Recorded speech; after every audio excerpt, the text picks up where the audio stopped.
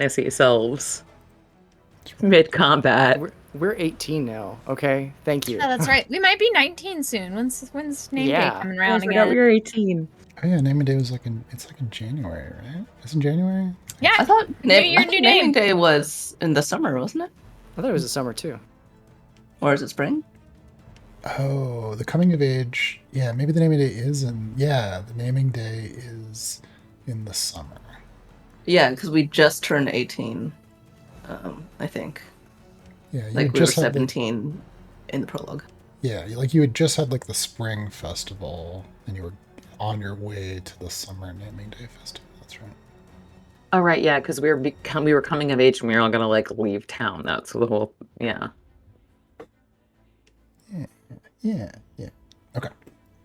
I'm pretty sure the last thing that happened was Beth took a turn, right? I think so. Okay. Ushos, is anyone ready? Anyone need more time who's here? Okay.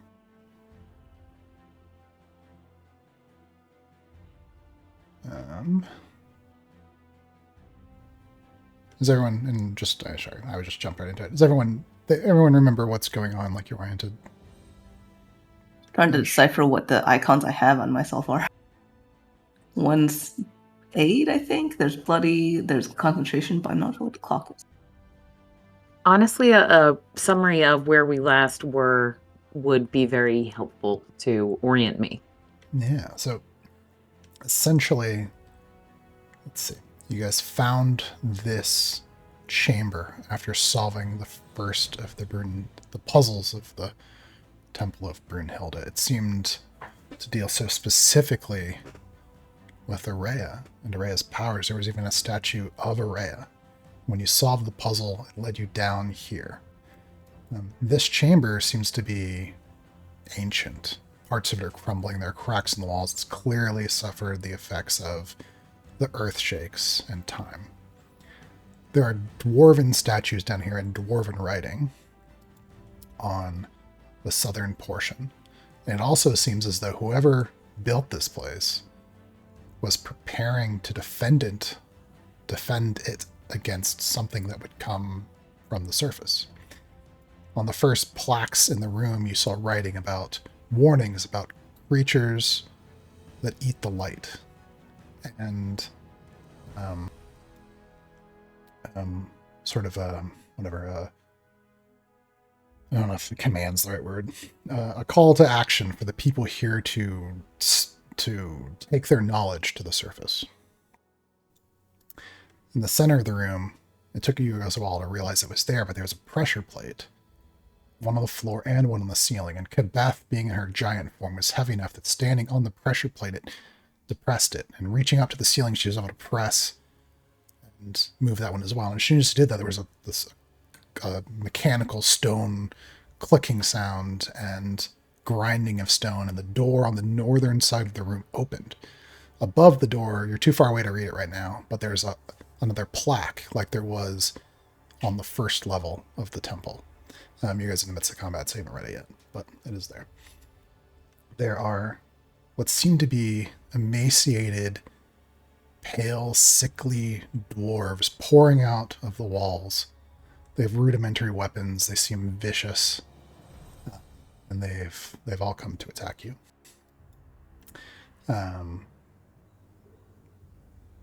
Yeah, let's see. It looks as though they were probably living here. Like there was a campfire on the dais at the center and a cooking pot, and there's like old vases that have like murky water in them, and like clearly people have been living in this place.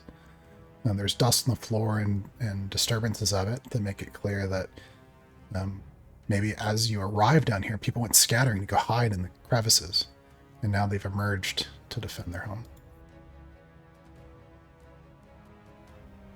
In terms of the highlights from last time, Casey fireballed a bunch of... Wait, who's Casey? Oh yeah, no Casey, where is he? Ishtalan pincushioned one with many an arrow and sent him fleeing off into the dark. That was the second one. Eva has made thorny vines grow and to tangle people up and to cut them as they thread their way through them. Yeah. Oh, and some important notes. The mayor came down here with you, discovered that you were down here, was quite upset. You guys just arrived in town, and you've done something to the temple, and you've gone down these stairs, and he comes down here, and there's potentially ancient, culturally relevant art and architecture, and you're doing something here. And he was like, "Don't touch anything. I'll be right back." He goes back to the surface, and I'm sure when he comes back down, I'll be surprised. Yeah, two of the dwarves stayed behind, and they seem to have alluded to this idea that there was a foretelling that heroes would come to save them, right? And at least one of them seems to really have, seems to very much be a believer, and has decided has stayed behind to protect Araya as these people come pouring from the walls. Yeah.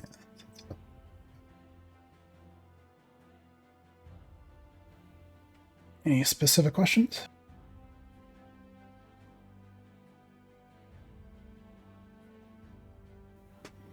No? Okay. Down on the southern side, one of the ravenous exiles breaks free, chopping his way through overgrown brush, and is going to move and attack one of the defending dwarves down here in the south.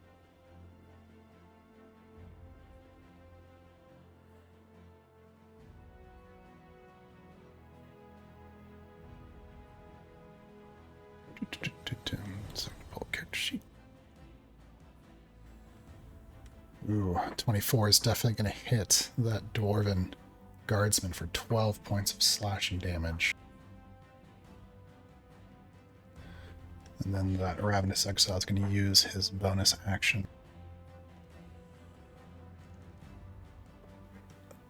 to make an attack. He does not have advantage, so the 10 is the swing. He swings in, and the dwarf raises his shield. There's a wooden clang as he staggers back, protecting himself from the attack.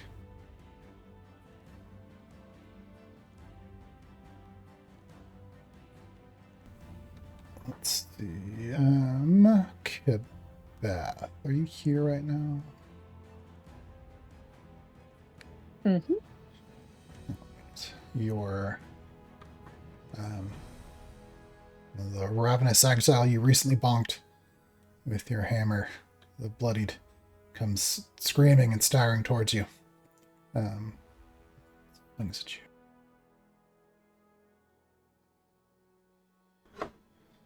I assume a 13 is not going to hit your armor class. Clank. And he's going to use a bonus action to attack again. 14 also will not hit you, Clank. Can't get through your well-made armor.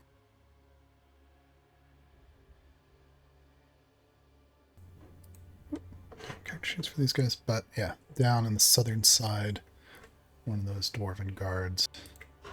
He's going to counterattack with his hatchet. Ooh, and that actually is going to hit.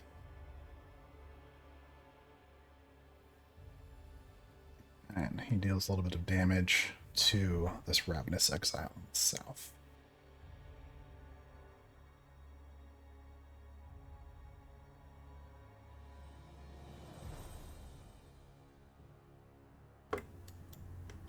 Another of the exiles, the one that was engaged with Ishtalan, is turned now to face Kibath, who has come to help Ishtalan. And it's going to turn and swing at Kibath. Ooh, that 23, I assume, is potentially going to hit Kibath. Mm-hmm. All right, you're looking at 18 points of slashing damage, and then he uses a bonus action to spin and attack Ishtalan.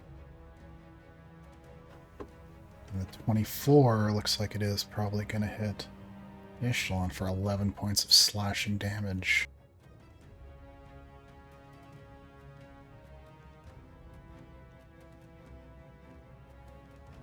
So to make sure, every 5 feet requires 20 feet of movement, right? Yeah, and unless they're also moving through the thorns, then they're also difficult terrain, so it's also half speed. So it's basically 1/8 speed if you want to do the math on it. So divide whatever they're going to travel by 8. 40 feet is like, or 80 feet becomes like 10 feet. So if they dash and have 40 feet. It's 40 feet to go 5. Okay. That's a good combo. Yeah, you see another brute struggling his way, hacking his way through thorns and whatnot. He's gonna take some damage for 5 feet of movement. My what's the word? Oh, I'll say it in session. 7 piercing.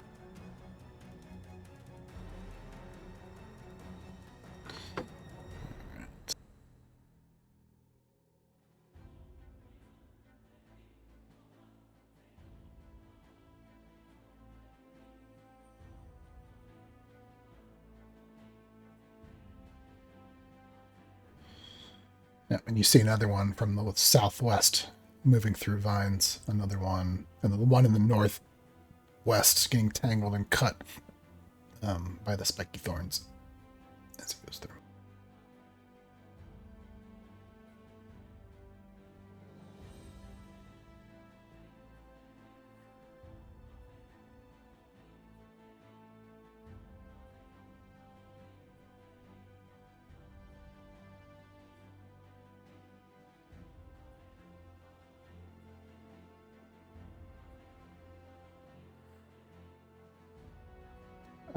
So both moving and dashing will get this Raven Exile down to Araya, but he does take some damage moving through, which I believe 3 squares worth of movement, please. You might need to refresh, Kate. I'm getting music. Okay, thank you. I've refreshed a couple times, but I will actually just close Chrome and try it again. Thank you. All right, 15 piercing.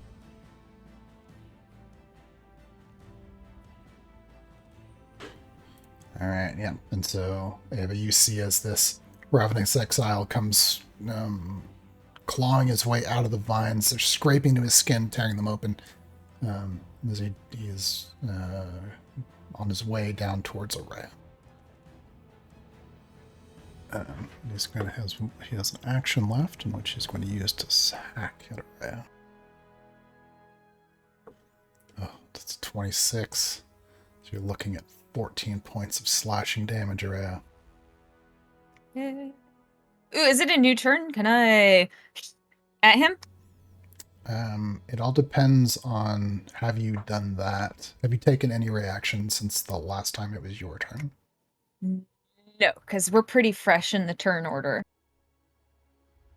Because I did my reaction, and then my turn came around, and the guy that I last did that to, I walloped.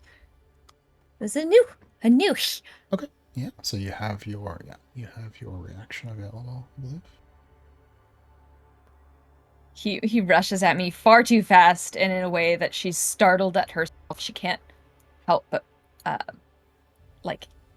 literally just vicious hiss at him, and just flames up, theoretically hitting him. So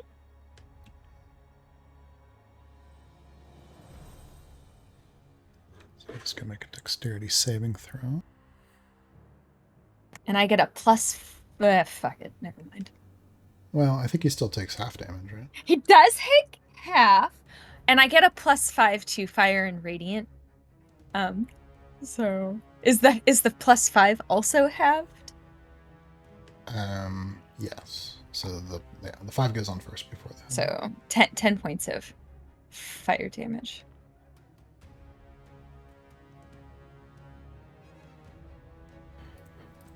Alright, well, as the blue flames sear him, he has become bloodied, badly hurt.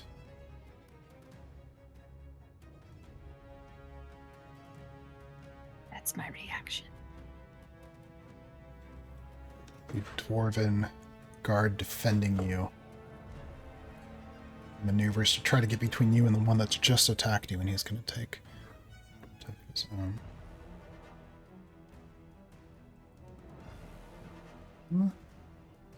Not. Oh, no, they will hit. Oh, my guy! Little king. Walk on the dice.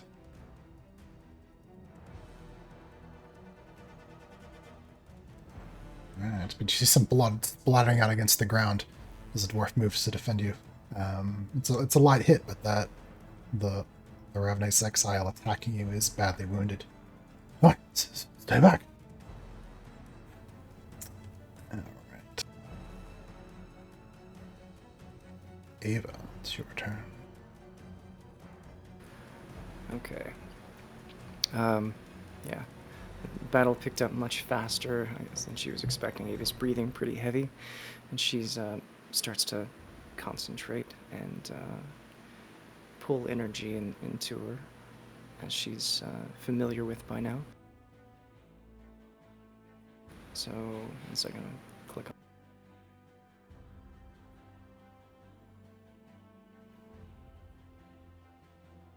Yep, so she uses her action to use one of her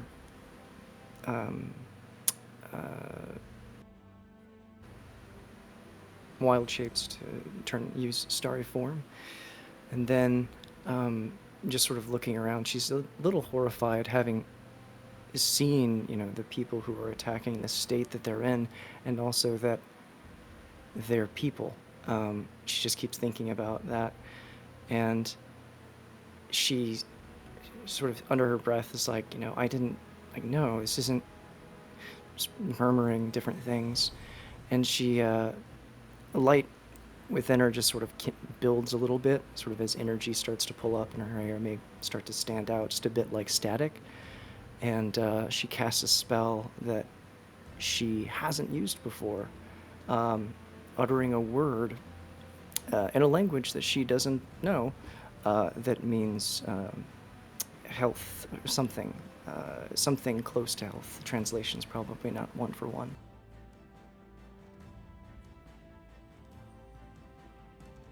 And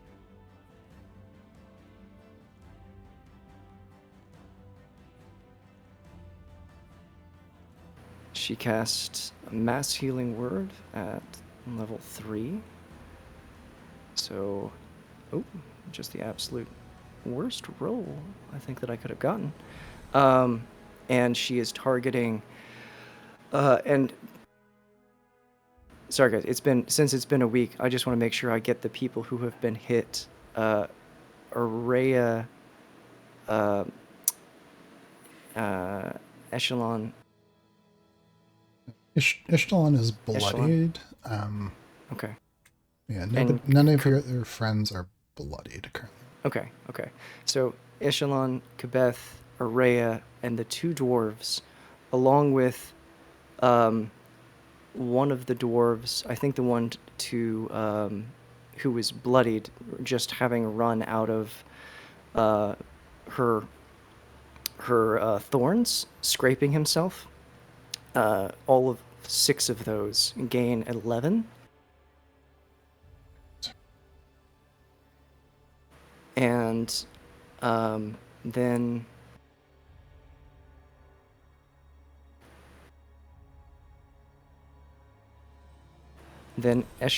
Echelon, you also gains another 12 on top of that. And just to make sure that I understand correctly, this Ravenous Exile, this pale, kind of milky-eyed dwarf who's come strolling out through the thorns, tearing himself to shreds, your healing magic is also healing him. Is that right? Yeah, yes. And after she throws out sort of she sort of feels, I'll try to flavor this a little bit better. As she sort of draws energy into herself, her senses are sort of dialed up, and it's as if she can kind of see the energy within the different people, and also the injuries that are sort of contained within, and the sort of the frenetic energy of it. And knowing that her magic harmed the creature that ran through the thorns, she's just deeply disturbed by that. It's not what she's supposed to be doing.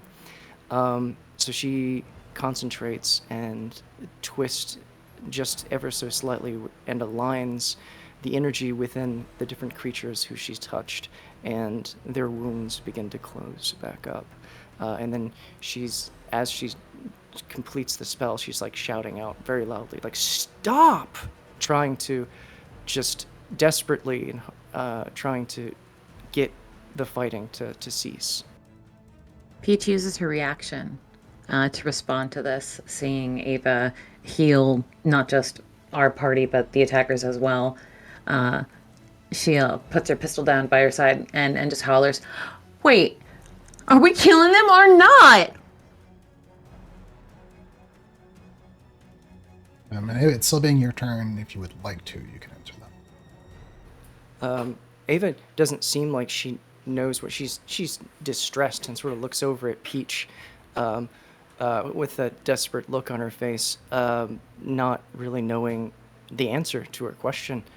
And then Ava will, I guess, stay where she is, and that'll be end of Ava's turn. Shalonda's going to use her reaction to yell back, "They are not stopping at killing us!" As she wipes away the little bit of trickle of blood but no new blood appears thanks to Ava's heal. It is a note. How much was the heal for? 11 points. The dwarf defending Rhea is also no longer bloodied. Yay! Oh, that's good.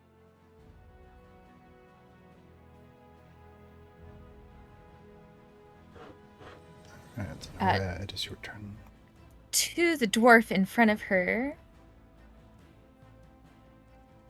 she's going to cast. Ooh, that's concentration. Never mind. I'm gonna aid or shield of faith. Aid or shield of faith. He's gonna keep defending me. I'm gonna anybody who had that blessed by me, it fades. I'm sorry. She's going to cast Shield of Faith upon the dwarf in front of her. So, laying her hand on his shoulder,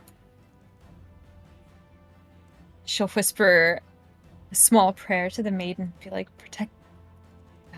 I'll do what I can to keep you up, but don't take unnecessary risks. I promise I can handle myself." And then from behind him, she is going to cast a cantrip at the dwarf that just attacked her. So it has to make a dexterity save. Alright, dexterity save from the Ravenous Exile. It's going to be a pass, it looks like. Where every single roll has been either a 22 or above or below at 15. I know. Yeah, you see. And I think it's just a save and then it nothing happens, right? Yeah. So I don't see okay. All right. Yeah, and then I'm gonna.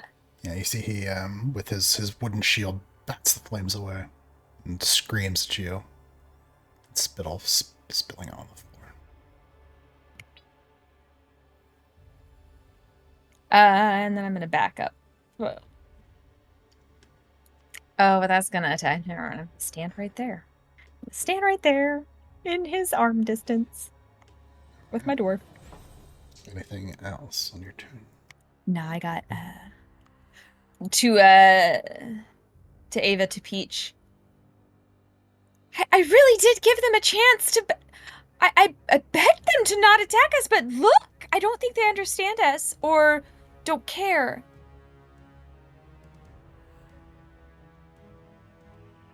Ishtalan, your turn. Right. She nodded toward Ava in a quick thanks for the healing, and then taking a moment of distraction that was afforded by Kebeth barreling in to her rescue, she ducks and weaves and is going to disengage as a bonus action. And she will move away. She's basically just going to, So she's moving and action dashing. So down to here. This specific area is entangled, like these two things, right? Yeah. I think when she was just here, she was going to. Yeah, okay. I was like, do I need to use a bonus action to jump? No, that's the video game. She's going to try and like do a forward dive across this mess to get into the tunnel and run away. Brave Sir Robin. All right. She bravely ran away. She bravely ran away. Let's see. And did you do something to disengage before you left? Yes, bonus action. Yeah. Okay. Yeah, so diving, across the thorns, these are not the prickly ones, they're just the tangling ones. However, you do find yourself stepping in some uneven earth for a bit, so that's probably where you'll stop. But yeah, the tunnels before you seem to be naturally formed, and give me a nature roll, actually.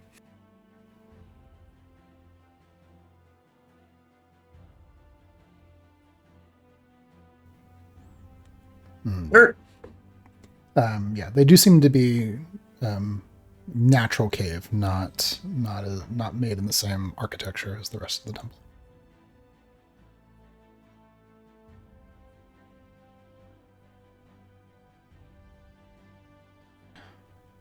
With Ishtalan fleeing off to the caves, this ravenous exile is going to begin to chase.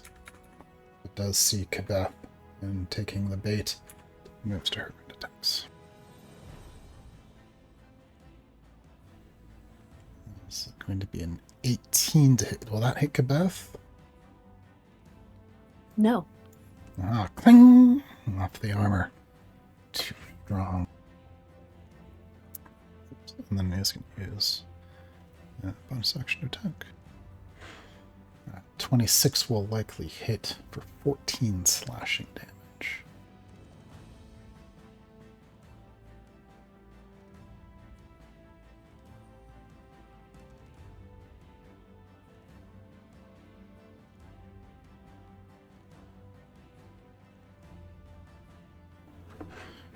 So in the south, or on the western side, one of the exiles is going to attack Thane, the dwarf that is defending Rhea.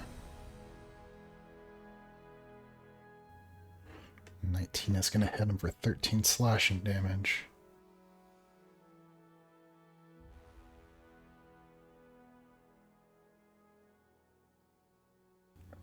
Let's see, and he has those 5 extra The hit 19 points. even hits with his extra armorness. Yes, it does. And he has the 5 extra hit points. I think that exactly bloodies him. And then the exile is going to use a bonus action to attack again.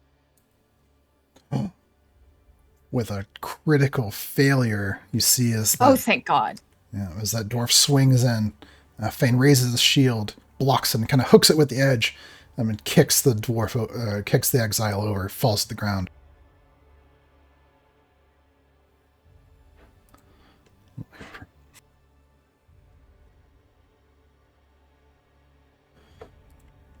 You see his face is intense, glancing in every direction.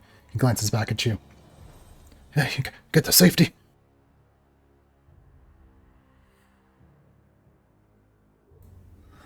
Let's see.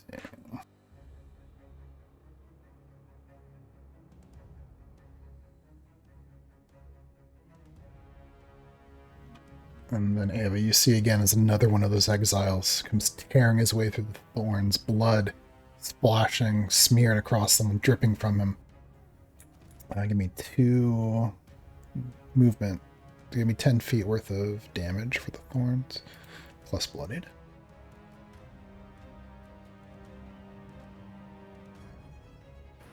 Nine plus bloodied. Ava, please tell me a story as this dwarf kills himself, tearing through your thorns. The dwarf goes sprinting through either ignoring or oblivious to the injuries as it tears to different parts of him. It looks like he's going to make it out on the other side, but just as he starts to make it through, one nicks a spot on his neck, and blood just begins pouring out. He continues to run a few steps, again, seemingly oblivious or ignoring the damage completely, but then he staggers, falls to his knees, tries to get up, falls again, and then remains on the ground as a pool of blood sort of leaks out around. Looking back behind him, you can sort of see in the dust his own footprints, the last ones he'll ever make. Yeah, caked in blood behind him. Nice. Yeah. Let's see. Sorry, I forgot about your mirror image. Go ahead and roll a d20 Oh yeah, for that. super duper me too. Yeah. Useful spells. Okay. Is an 11 a good one or a bad one? Hold on, I gotta read the rule again. You have 2 left, right? Yeah, currently 2.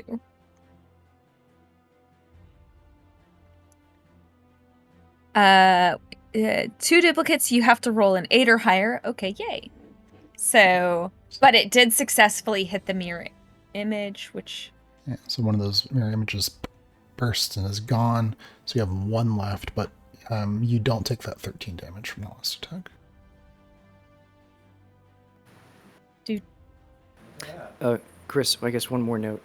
When the dwarf who runs out dies and falls down, a few moments later, the thorns disappear.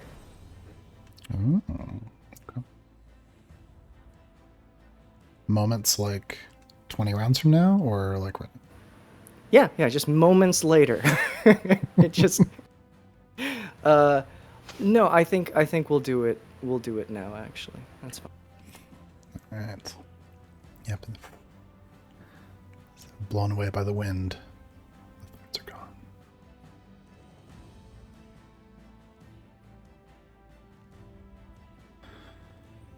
All right.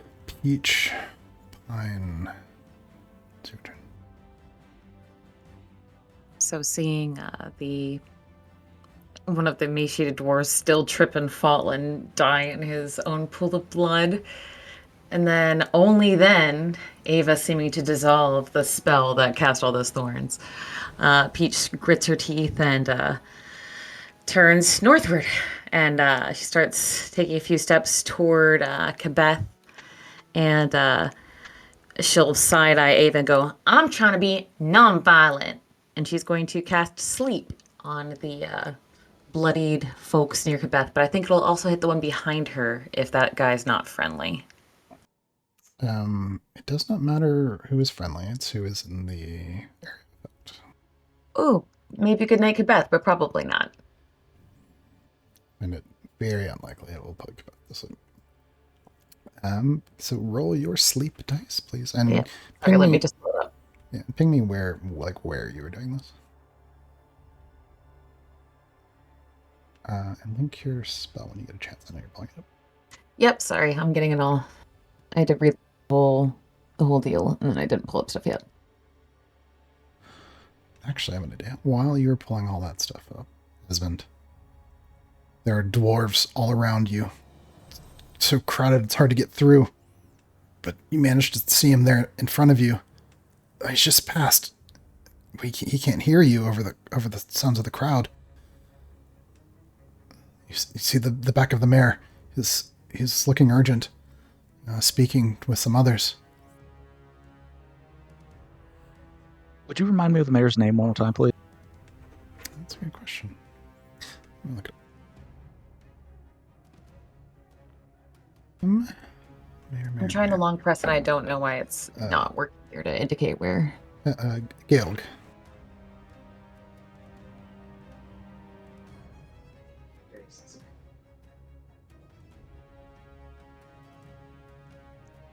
Mr. Mayor, Mayor Gale, sir, please, just a moment. He stops, spins around. You. What do you want? I wanted to talk with you some more, sir. I firstly want to apologize for everything that's happened already. I sort of agree that things kind of happened in kind of like a backwards circumstance where we probably should have spoken with you and tried to like learn more of your town first before you know, breaking into your sacred place of worship. But It's very disconcerting. I don't disagree, sir. But I was hoping that I could steal you away for a few moments. I'd like to ask you some questions. I suppose. I have to meet with the elders of the town. Speak fast. What do you want?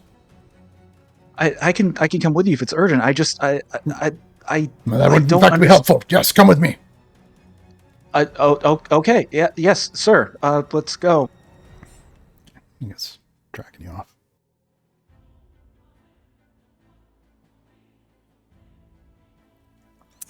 Good luck, gang.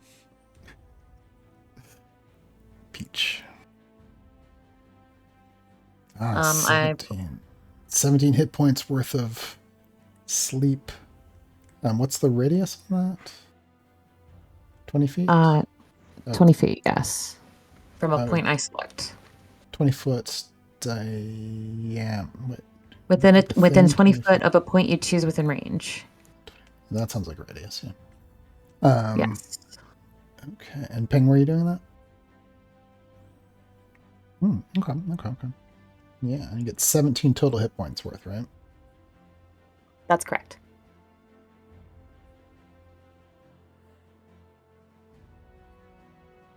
There's a sleep thing in the assets, Chris. It's a little circle full of Z's. Oh, that's what I was hoping it'd be, because I was about to Okay. draw some Z's. I hope. Yeah, That's exactly what I would have wanted.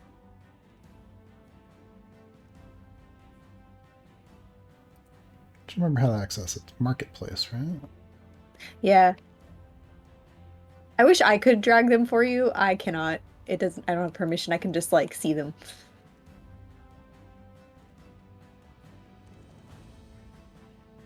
Just for flavor's sake, Peach's sleep spell sounds very simply like a lullaby. She just starts to softly sing, and as she sings, she sings, and Kebeth, please stay awake. Everybody else go to sleep, but Kebeth, stay awake. I kind of Classic. wish My sleep mom used had to sing it all the time. go the fuck to sleep, except for you. Oh well, that's enormous. I guess it is 20 feet though. What was I gonna say? Oh right, I kind of wish sleep was more powerful because the idea of everybody within that radius falling asleep is hilarious to me. Yeah, if you upcast it a lot. I did outcast Ninth it once, level but sleep. I didn't actually want to put Kebeth to sleep. I was hoping to make the injured guys go nappy. All right, so you get 17 total points. So 8 is going to do this guy. It's 20. It's 26, isn't it? Because there's a higher level cast. Oh, nice. Yeah, okay, so 8. Oh, thank you, Chris. Yes. 8 plus 11 for 19. Bloop, bloop. So two of those dwarves fall over. And then that leaves you with not enough points to put anyone else to sleep. But no, that worked great. Nicely That's fine. done. Thank you. That's exactly what she wanted. She will finish her turn by cutting side eyes at Ava and say, "To sleep, Ava." Forever. Poor Ava. Kebeth, there before you. You're not sure why. 2 of them stumbled and fallen. You could stomp on them. Kebeth just kind of like watches them go down, confused. Looks up. That would be everyone. 2 very easy kills. You're so small. I think that's the first time we've had a successful sleep spell in the game since I've been playing. Yeah, I believe so. You could stomp on them, Ava. Ava, you killer, you. What is the deal here? First I shout towards Ishtalan and I'm like, wait, I just Wait, you said Your that? mic You said that was so like hard you I out. couldn't hear it. You're like me. What'd you say? Kebeth's like, going that way. I just opened the door. And she's like gesturing with her hammer to the big door that just swung open because she had like pushed the thing. And she like, right as that she's saying that, like I imagine the doors around her going gadung, gadung, and she's like, I didn't do that. But that's hard. And she looks at the one that's standing that just came up behind her, and she's like, "Don't you start with me!" And she's gonna hit him with the hammer. But she's like playing like whack-a-mole with them. Like she's like aiming over their heads. And then this is the one that's still standing that you're whacking, right? Yeah. I'm also gonna use my bonus action to cast what's it called? Oh god, the thing, Divine Favor.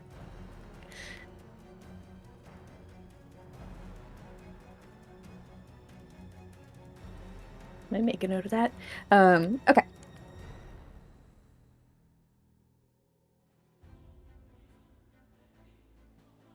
Does a 12 hit?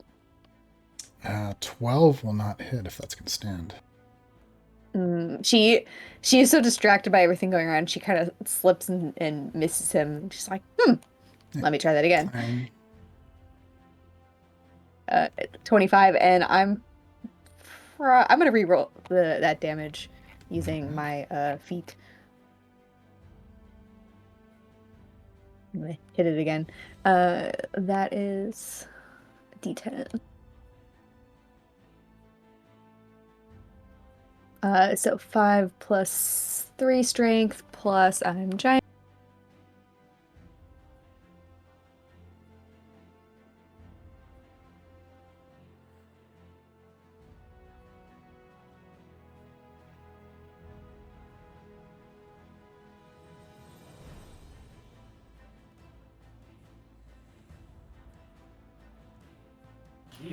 Nice. 17 damage. 17 points of damage. And I gained 4 temporary hit points at the top of my turn, a thing I constantly forget. Yeah. Blood splatters out across the stone. You have bloodied this ravenous exile. I look at him and I'm like, stop hurting us! And I kind of like raise my arms and shrug it in the direction of Peach, and that's my turn.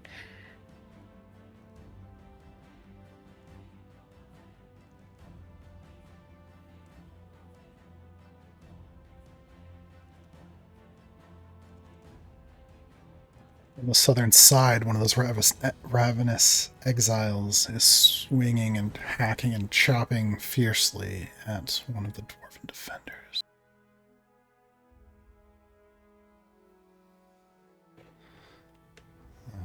A crude stone blade clinks off of the dwarven shield. Second attack, though, does hit.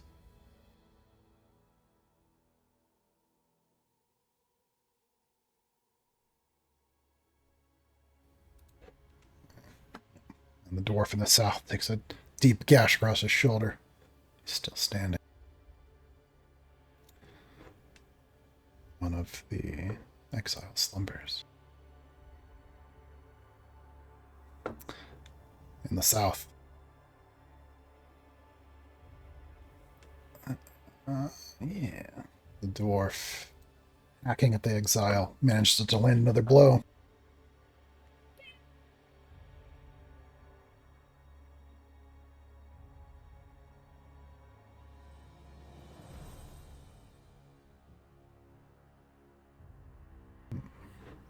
Another ravenous exile slumbers.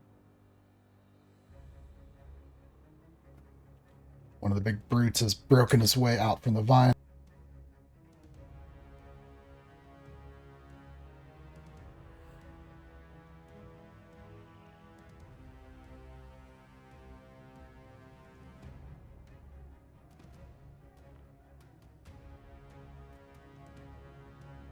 Oh no. He's moved, made his way all the way over to Ava. I'm so glad that he was not like, look at this squishy little blue girl. I'm so glad. It's fine. Other squishy little girl. Ava's our second most renowned tank. She's fine.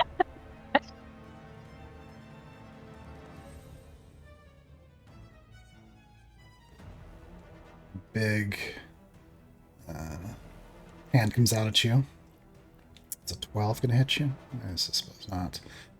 You manage to get out of the way as this big hand snatches for you, and that club. Bonus action used to reach you, so no second attack.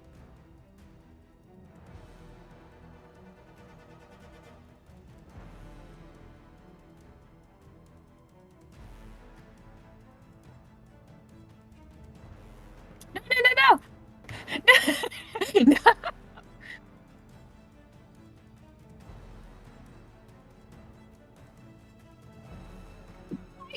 Yeah, that one's actually going to get stuck there. There's not enough room for all these big creatures to shoulder past each other.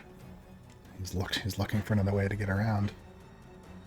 He will use the rest of his movement.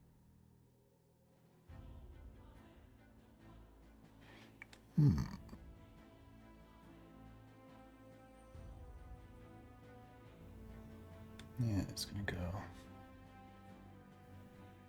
So I'm gonna.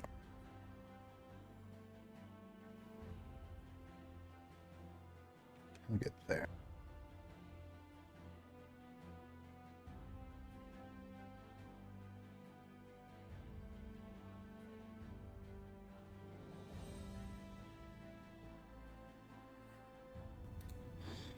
The one who is healed by Ava's magic.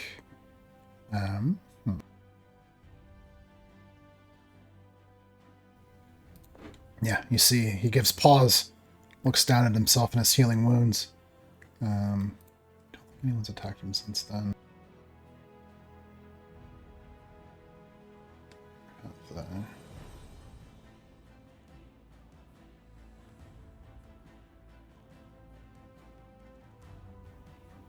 No, I don't think so.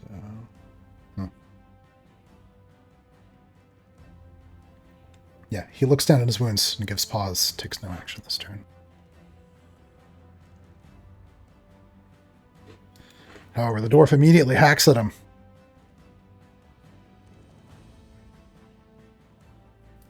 And he's going to have advantage because he's distracted. Okay, 18 will be it.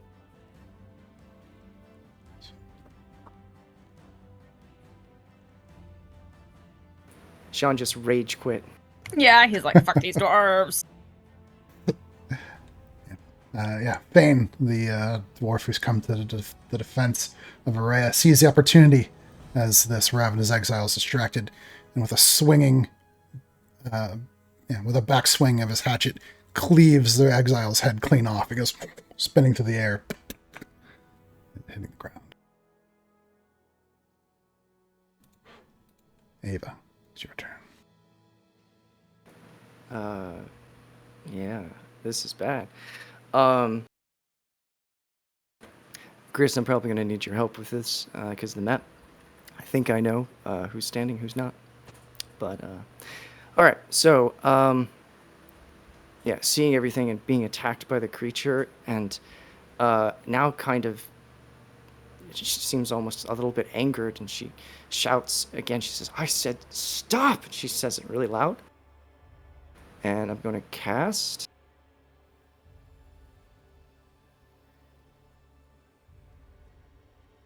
Suspend.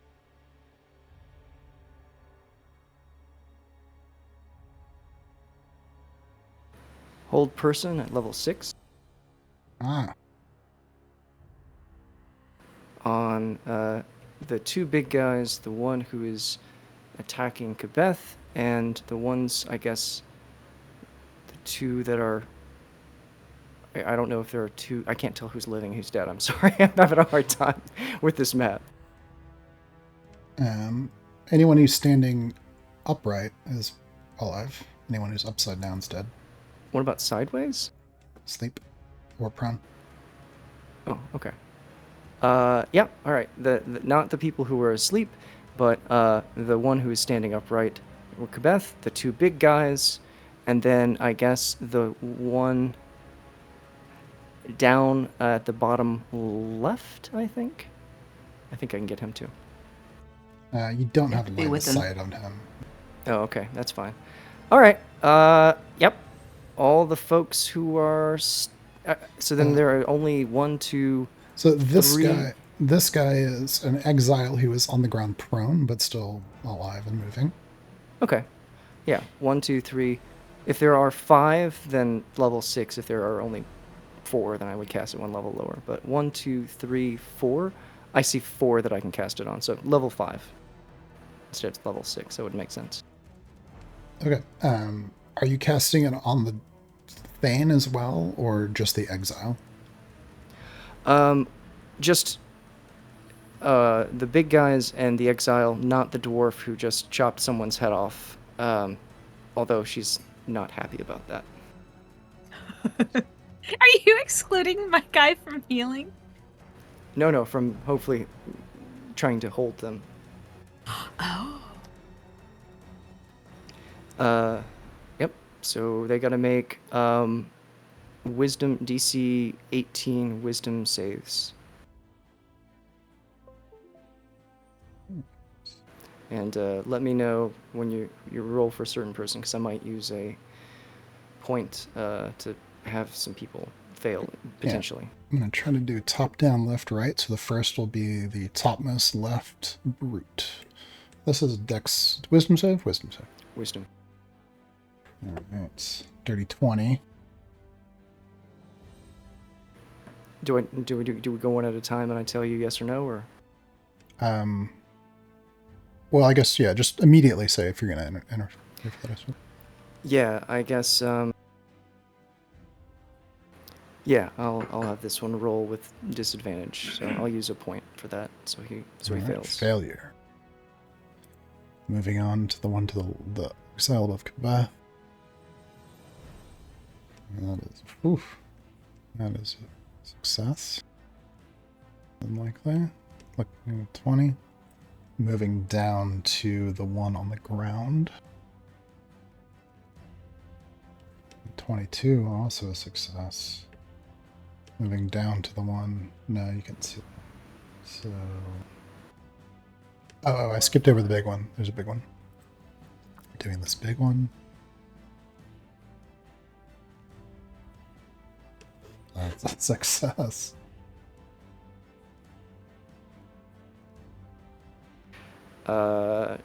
Yeah, I don't know. Can I use more? No, just one per, because this is all one spell for you. Got it. Can other people jump in? Yeah, one person. Well, say. Let me think about that. Yeah, we'll say one person can interact. Each person can interact with the spell once, but only once per target. Makes any sense? So 6 of you could do 6 different targets within the spell.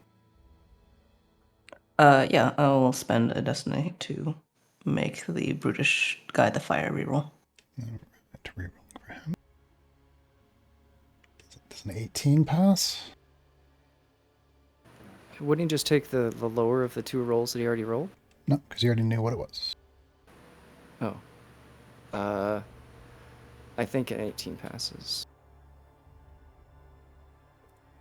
Okay. Wait, that's... Oh, never mind. Okay. Alright, so the big guy, you had sort of manipulated fate a bit so that he failed, so he is held. If that's the only person I got, that's fucking terrible. Oh, that's a terrible result. But he is held. What does it look like? Looks disappointing. No, God damn, everyone passed. What? No, 2 people failed, right? Yeah, 2 people. Oh, no, everyone rolled with advantage, right? No, they didn't have advantage. It was just that second one, both those top 2 rolls are for the first guy. Oh. Because you made him re-roll, and he failed because he re-rolled. I see. I'm so sorry. I kept thinking that... Okay, gotcha. Okay, yeah, I forgot how the mechanic of it worked. For some reason, I thought it would just be... okay. Yeah, one guy, yep, is trying to do some channeling of energy, and she tries to get a feel for it. She's never used this before, and sort of can't quite get a hook. And one by one of the people, she's trying to sort of shift the energy of them. It sort of like a string on a guitar or something, just being strummed the wrong way, just kind of as a dissonant note. The connection between it snaps, and the only one is held in place. Interesting. Does it visually look like anything? That's a good question. There does need to be some visual effect. Yeah, that's fair. Yeah. Okay, you can sort of see in each person, in each person, it's a little unique in each person because every person has a sort of a unique constellation of energy in their body. And so as she was attempting the spell on each one, the shapes within them were a little bit different depending on where these points were.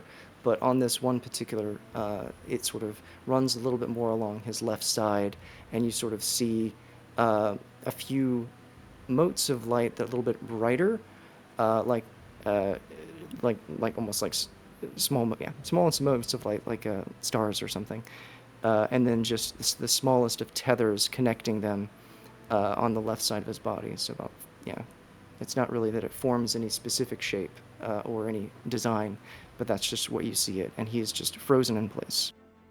Yeah, and you see it flickers on a lot of the exiles, but fades, but on this one, locks in place, and he freezes. All right. And then the only one who froze was the one in the right in front of Ava, or the one in the top left? Top left? Okay. That's big guy. Okay. Yep. And then she's going to try to use a bonus action to push away the guy right in front of her. It's just a strength check. Let's see if he can make it. I'm sure he's bad at that. Let's find out. Saving throw? Yep. So 25. Yeah, nothing happens. He feels a little push, and it sort of shrugs it off. No one else sees anything. His scraggly beard moves slightly. And then, Ava just sort of looks back up at that person defiantly, clutching onto her shield a little stronger, and she still has no weapon in her other hand, just both hands on the shield. Probably looks quite small compared to him. All right, Araya, turn is yours. To the dwarf next to her, she is going to cast Healing Word.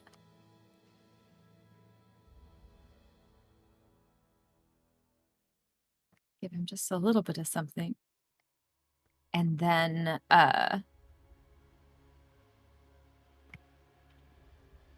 top left big guy is held. That's the net, right? Yes, he is paralyzed, frozen in place.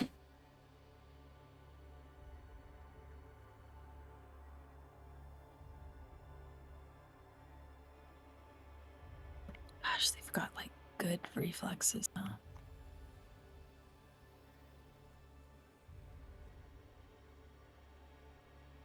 All right, and then she's going to firebolt the one that's attacking the dwarf down south. You cannot see him. There's a wall between you. Oh, I could back up. I'm no longer like... Would being back 10 feet be enough? So you see where it looks like there's like a that's where the rocks have collapsed. It's floor to ceiling blockage. Oh, right. Okay, so I don't even know what's going on back there. Then I'm going to shoot the not restrained guy in the center. Which is a 22 hit. 22. Well, he's prone. So The one in the middle? He doesn't have any... The one right here? No. Oh, this guy. Yeah. 22 hits. 22 does in fact hit. +5. 19. The fire, like, from her hands streaked with blue. And a natural fire. Flame hits him, rocks a bit, scorched on the side. Looks pretty tough. Anything else in your turn? I'm gonna stay between him and the and my dwarf. But my dwarf hopefully is a little more robust now than you. Oh, I'm sorry. How much did you heal him for? 25. He is looking much better.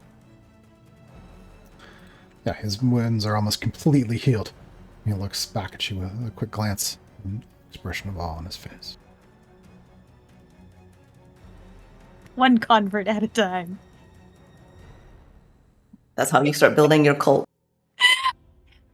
You know Blessed what? I Araya. arrived in this city and there's already a cult like pre-installed for me, so Ishtalan, your turn. Soon you will become known as the maiden. no, that would be no blasphemous. So from where I'm standing, is line of sight still there or is it broken?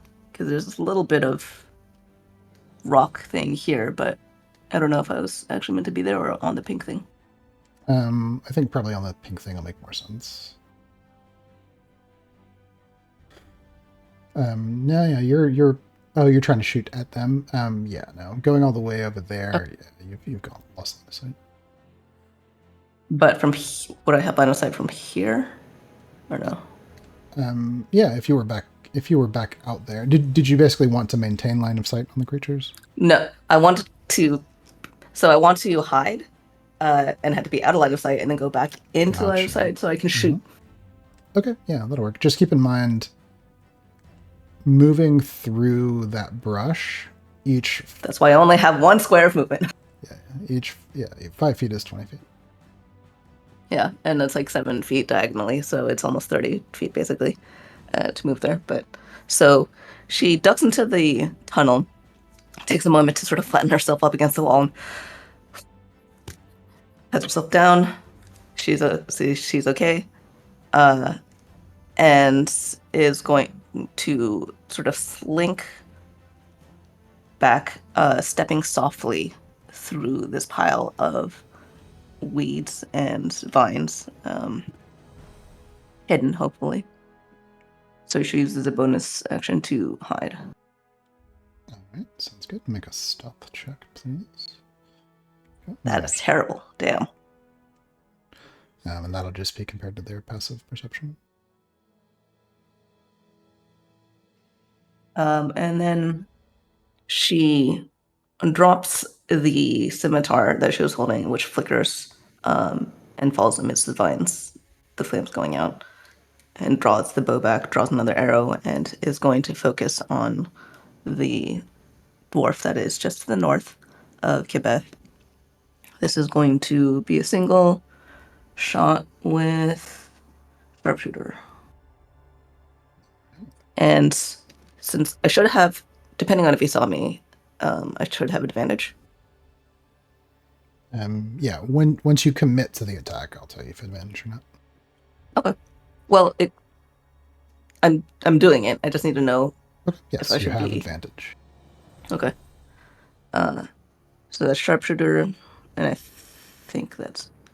I'll do a sneak attack too, actually.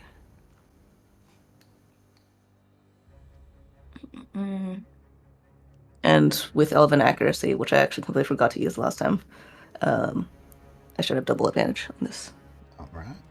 I forgot how much you wrecked things last time. I'm bracing myself for the damage you're about to unleash. I don't have access to most of that anymore, so... Oh. Sadly. Even still, this sounds pretty effective. Right. 30 minus 5 for 25 will certainly hit. Oh, I forgot to tick the sharpshooter thing. That's just plus 10. So 25, and that is 24 damage. Right. Tell me its story, please.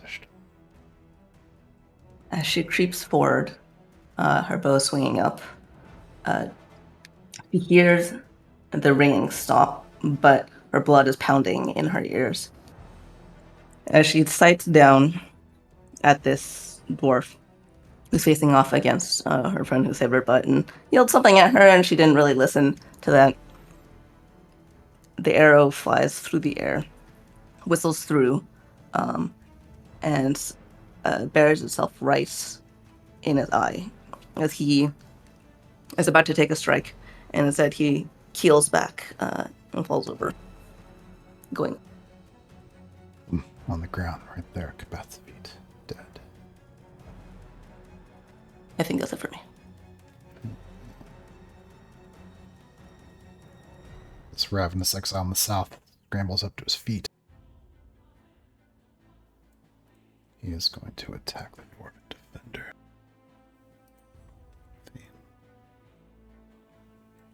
Swing in, a 15 will not hit. Fane blocks it with a shield. Staggers back a bit. And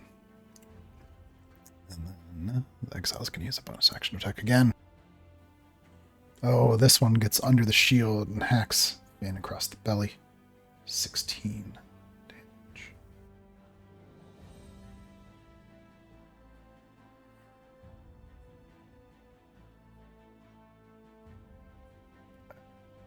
Peach Pine, it's your turn.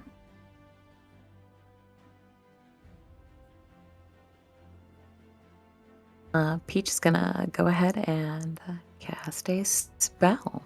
She's gonna kind of turn on her heel and face the big guy coming toward her and Ava. And exactly, yes, she'll hit him with some hideous laughter. And I will link that. And if it works, I'll say what it looks like.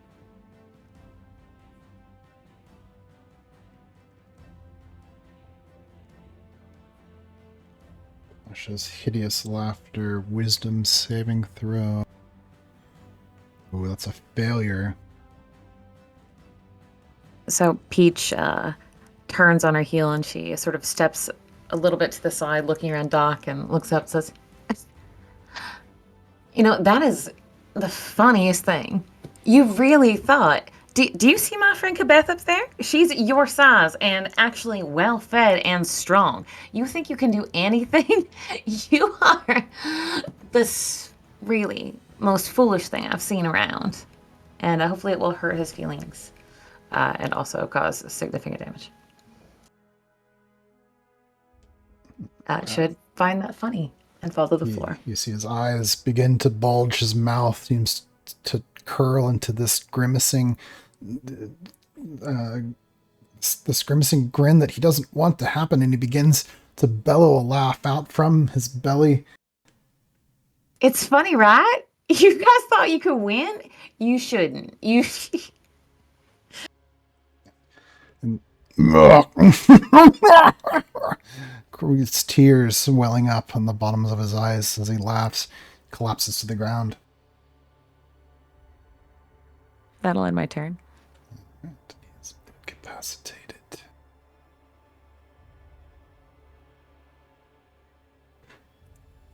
Kabeth. Are there any dwarves still standing next to me? No, two of them seem to have collapsed to the ground for no reason at all. One of them's got an arrow in his eye, he's dead. There's a big one held in place to your west. Another one laughing, laughing gleefully and terribly on the ground next to the campfire.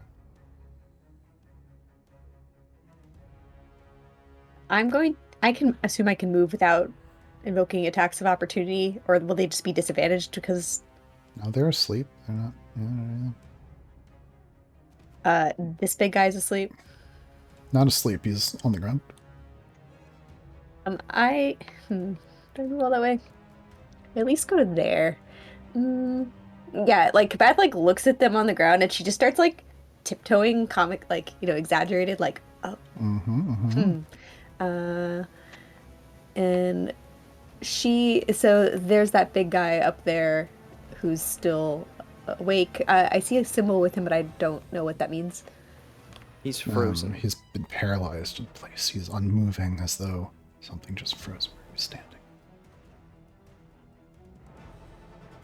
Okay, Beth eyes the door, open passage to the north, and she's like, "Can we just go? Like, do we need to? If we move on, are they gonna trap us in there? Is there any attackers still standing or not incapacitated? Yeah, there's one down kind of near Araya. I think, I could be wrong, I think he's still glowing with a guiding bolt. Yeah, I'm gonna like tiptoe my way through here, and I'm gonna stand behind him, and I'm gonna tap him on the shoulder, and I'm just gonna wave my hammer up high and kind of look at him like, "You gonna do something?" Like, Are you're looking to intimidate him? yes. Yeah. Roll intimidation. It's an action.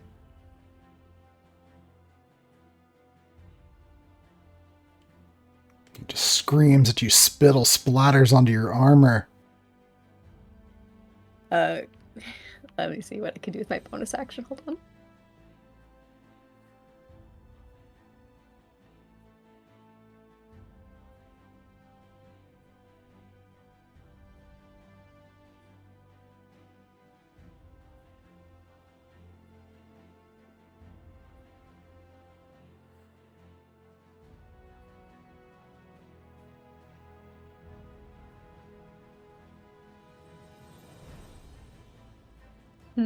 That's tempting. Hold on.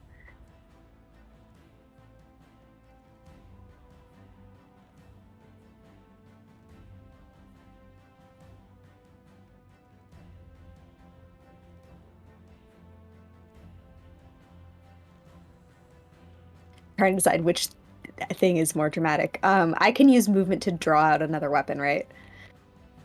Yeah, half your movement, you can switch weapons. I'm trying to decide if it's funnier if I cast magic weapon instead and just make something appear. Despite the fact that she has 2 additional weapons strapped to her. Yeah, you know what? I think that's kind of funny, and I'm gonna do it. And Kebeth, you see Kebeth, she's holding the hammer in both hands, and then she just sees that he's not intimidated, and she's like, okay. And she takes the hammer in one hand, and in the other hand, another magical weapon appears, and I forget what I can make out of this.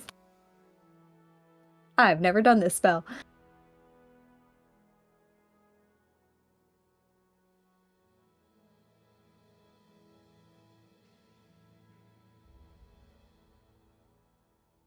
Oh, wait, no. Is this not what I think it is? Okay, maybe it's not what I think it is.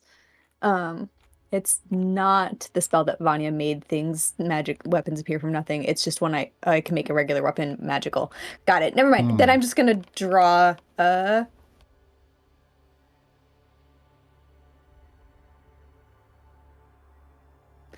gonna draw the javelin of No, I'm gonna draw the greatsword. Yeah. And I'm holding one in each hand now.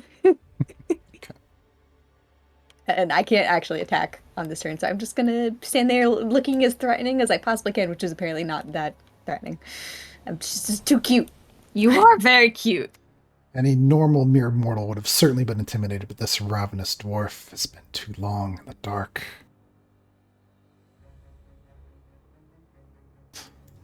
Speaking of which, in the south, Ravenous Exile attacks. That's gonna Those hit. two are pulling us.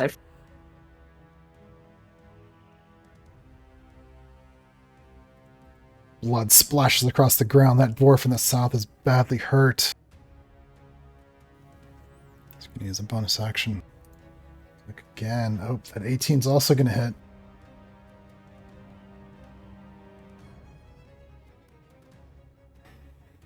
Oh no. Down in the south, where no one can even see it happen, the Ravenous Exile buries a blade in the dwarf's belly. Down at the ground he goes. No, he's dead? Mhm. Now my question is, does he immediately stop and try to eat this dwarf? Oh, wait. I'll actually use a. You don't have. Oh, you don't have line of sight. You're not aware of what's happening. I can sense it. No, all right. Sorry, buddy.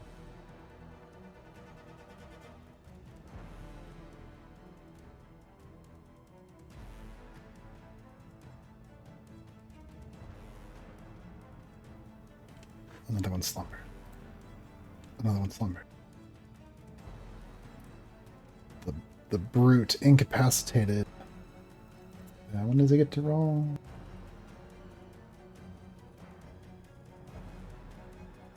End of each of its turns. Make a wisdom save. Alright, the end of his turn is going to try to make the save again.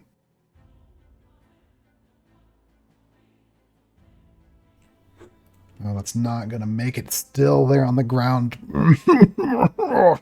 Bellowing. Can't get up, can't stop laughing, gasping for breath, tears streaming down his cheeks. The end of the paralyzed one's turn. He's going to make his wisdom saving throw. Also going to fail. Frozen in place. Cannot move.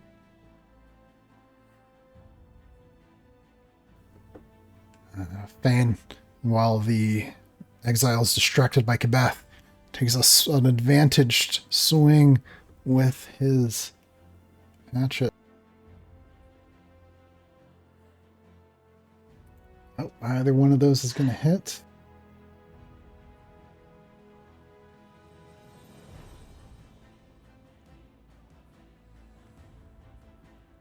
And he lands a glancing blow across his back.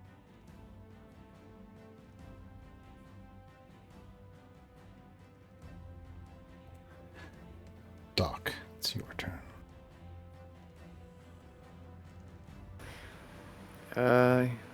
All right. Yep. Ava's gonna move around a little bit and probably hold her action. Let's see.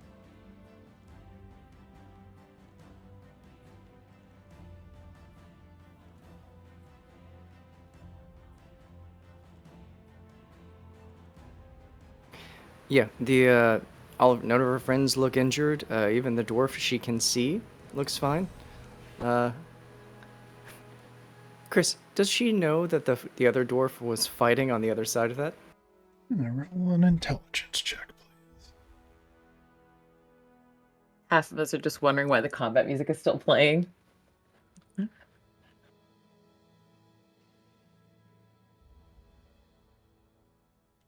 Oh, yeah, in your memory. But there were two people down there, weren't there? No, he must be down there behind those rocks. Cool. She's gonna move to see if she can get line of sight. Oh no, he's dead. Oh, look at him. He's down there on the ground. There's a blade in his belly. Good. She feels bad. Yep. She feels bad about that. And then he's gonna keep an eye on everyone else. And then I will hold my action. All right. It's your turn. Oh, I apologize. I should say something on my turn. I forgot. Yeah, she'll tell Kibeth on her turn. Sorry. That the one who's held up at the top, you could take his weapon away. And that's what she'll have said. I'll remind Allie if she stepped away. All right, done. Your turn. Kind of the haze of kill everything in sight has kind of faded. Oh, you should go and warn the village. Tell them we need to take these. Oh, wait, just to make sure, there's still a melee happening right in front of you. Really? He's still up? It's so hard when This they're not guy. in color. Oh, all right. I have a thing I can do.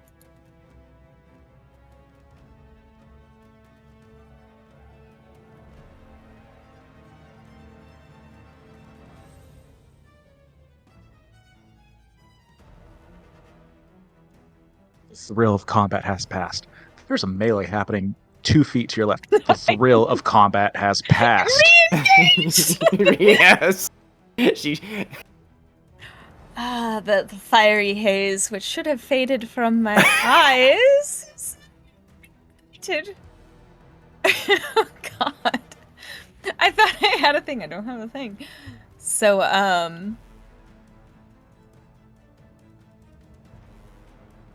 yeah, she's...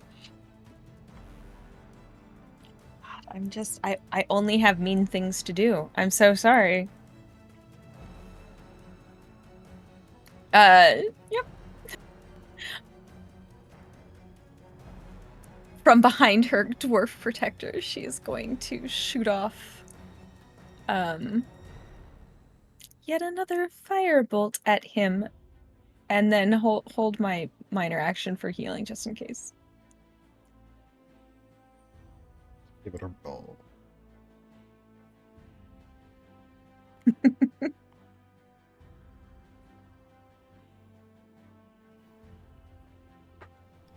.24 will definitely hit.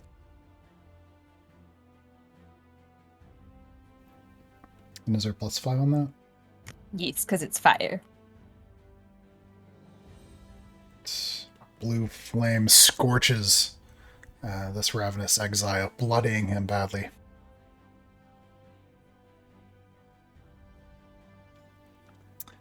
Anything else on your turn?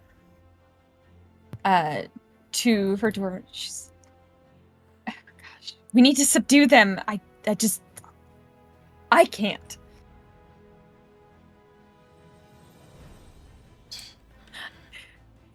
Yeah, but I'm gonna hold a heal in my back pocket just in case it goes awry. And that's it. Okay, so you're holding bonus action movement? Yeah. You're still on. Okay.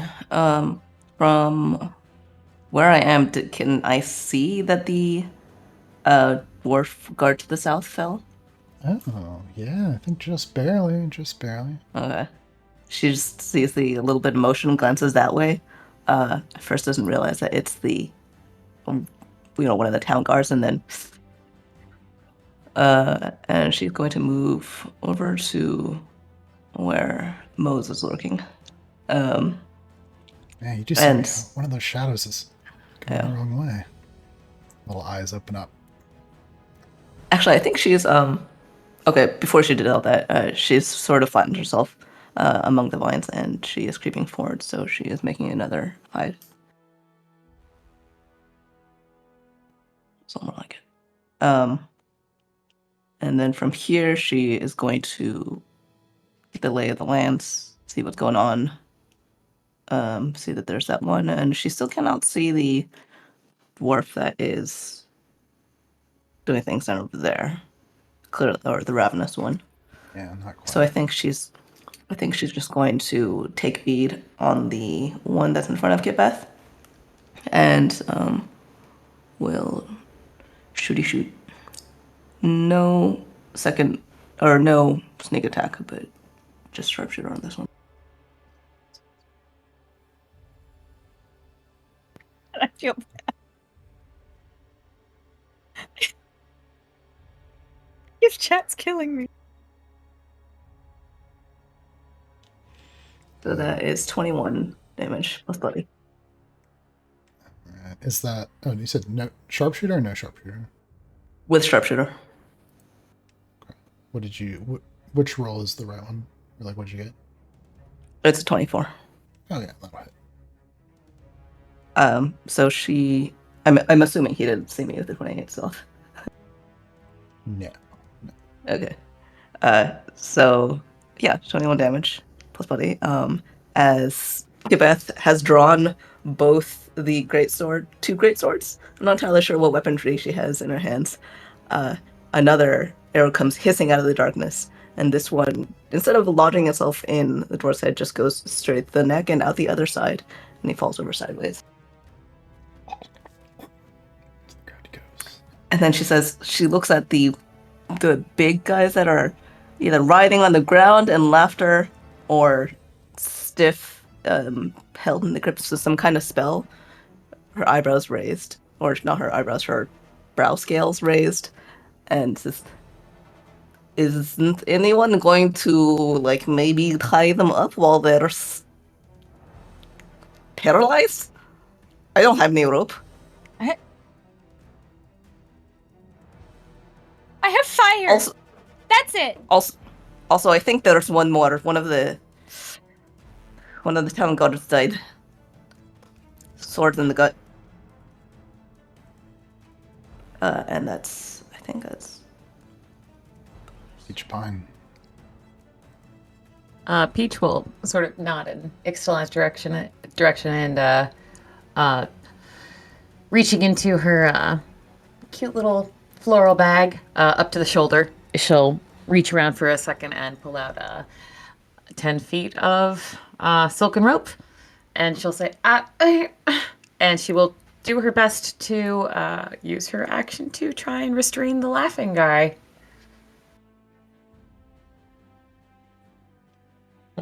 Yeah, so you begin tying him up as he's bellowing laughter on the ground. He's actively moving, but yeah, you're doing your best to try to tie him up. No roll right now. We'll come to that later. That will be my turn. Peach in the background continuing to go, I'm just trying to, it's for the best. You've ceased.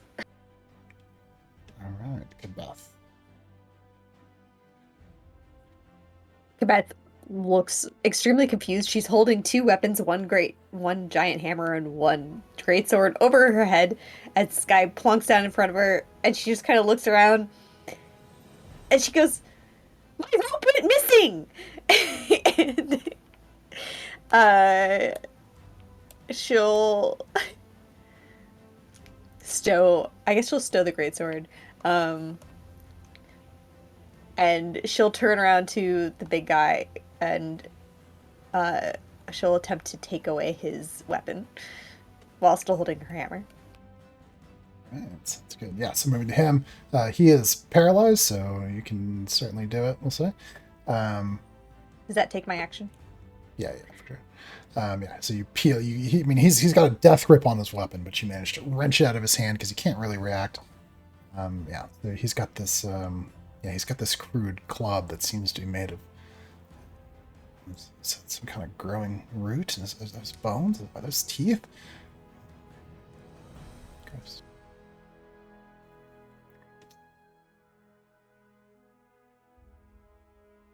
Well, look, now we have a moral quandary. Before it was a clear fight. Now it's a moral quandary. Anything else I on was your following turn? y'all instructions the whole time.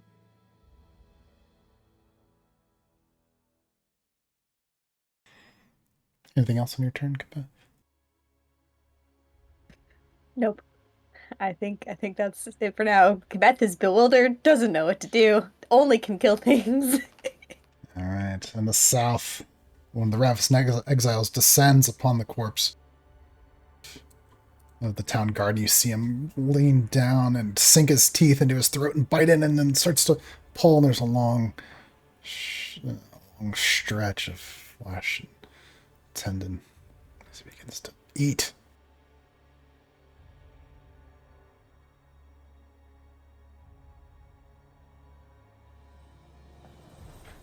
Another exile slumbers. One of them is a honk me me me, and the other one's a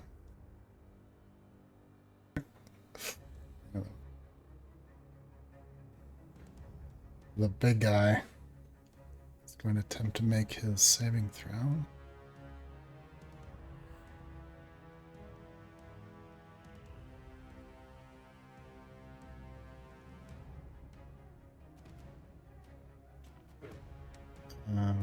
It's a wisdom check for Tasha's, right?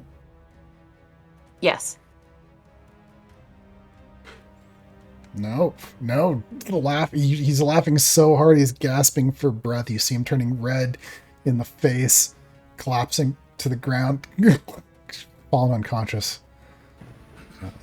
At the end of his turn, Ava will use her held action. She's going to cast Brain Freeze on the one who's being held in the top left. All right. That tells how it works. Yeah. She's gonna. Oop. All right, there we go. I guess that's gonna roll twice. It needs to make an intelligence saving throw. Let's see. Yep, and he needs to make an intelligence saving throw. Of. Nope, Fail. nope, fails. Okay. Next saving throw he rolls will be subtracted 1d8. Nice. Sounds good. It is in fact time for that. His weapon stripped away, frozen in place, his mind barely able to work. He's going to make that wisdom saving throw at minus d6. 8. D8. Or sorry, minus d8. Oh, that's a 20, Motherfucker. 24 minus. All right, Chris, do I roll the d8 or do you? Up to you. How do you... Well, Chris has been rolling really high, so maybe. All right. He rolls really high for for the NPCs though. Yeah, what do you guys This think? for Make his him roll it or- NPC. Yeah. What do you think? All right. Here, Want me to go roll for it, Chris. Roll a d8. I told you. I fucking told you. I'm gonna use my inspiration to have Chris re-roll the d8. Reroll the I'm just D8. kidding. Have him reroll the wisdom I know, I'm just save. joking. Hold on, just for shits and giggles. Hold on. Yep, there you go. Perfect. Yeah, I don't. Am I gonna make him re-roll that? I'm not gonna do it. Anyone else want to use a thing? I don't think I'm going to. He's just gonna come to, and we're gonna have to deal with it. Yeah, let's just deal with. Oh god, they're cannibals. I don't know if they're cannibals yet, but they're cannibals. All right, the constellations shattering. He gets hold of himself again, and he looks at Kabeth. Roars at you. More spittle. That was the end of his turn then. The Thane down in the south, he spins around in each direction. Glances back at Araya. Are you okay? I am, but somebody has to go tell the town what's happening, and so we can subdue all of these. We've got him. You need to get help. I'm trying to think of anything that's gonna get him out of harm's way. Roll persuasion. Watch, it'll be a reverse persuasion.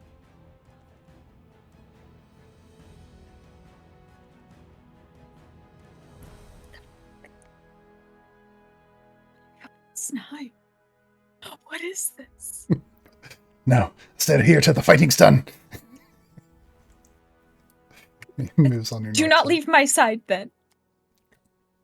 Ava, your turn. All right. Can you cast? If people are asleep, and they roll a saving throw, do they wake up, or do they take? It's when they take damage, right? It depends what it is. If it's something that would wake them up, more damage. Like, Okay. and it's just that'll kind of be discretion. All right, that makes sense. It also ends up for like a minute. Ava tries to cast Call of Emotion on the big guy, and then the two sleeping guys. Ooh, okay. They make Charisma saving throws, DC 18. All right, British guy first. Ooh, that's a brilliant use. I'm excited for this. It's a 22 on the saving throw right now. Is hunger an emotion? Jesus fucking Christ, Chris, you rolled a 18 and a 19. Yeah, you know what? Try again. Yeah, I'll contribute some fate to the next one if he's... Yeah. All right, so who's spinning this one? You said it first. You did say it I first, but I'll get the next one. Okay. Aha, failure. Okay, yeah, and you see there's the magic. Well, actually, tell us what it looks like.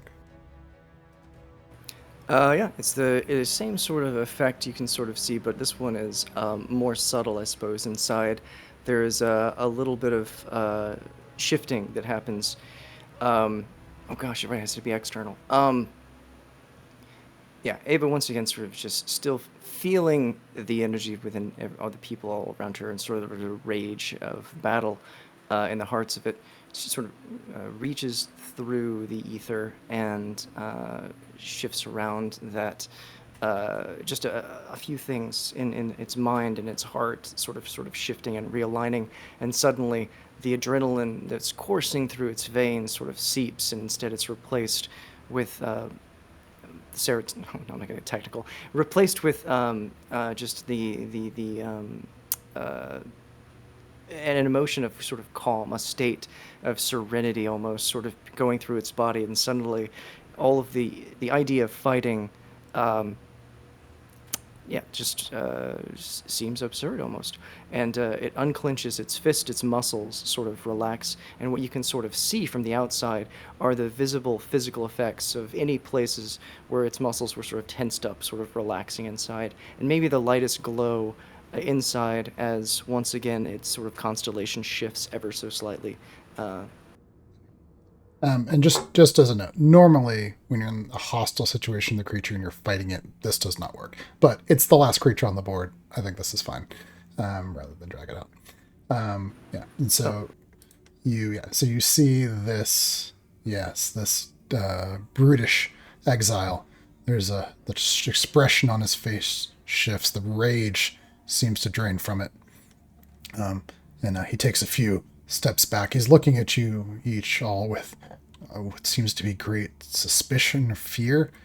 It's hard to say. Beth, you can take back attack of opportunity if you're interested. She's AFK at the moment. Oh, she doesn't take it. And so he doesn't like any of you, but he begins to back away.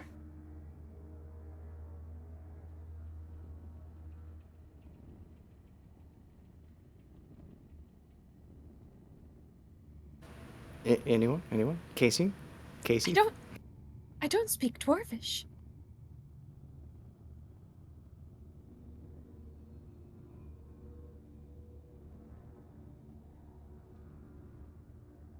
Thane looks, says, quick, cut him down before he gets away and warns the others. You see him take another step back. Do you think there are others? Yes. Surely. You see the brute glances around. He looks to the open entrance in the north. And then he turns as he starts to run. No! Okay. It's not for him! Hold I think Jess is trying to do something, Chris. I don't think she's looking at her sheet as you're moving, and she's panicking because she's like, wait. Time slows down. This creature is running to the north.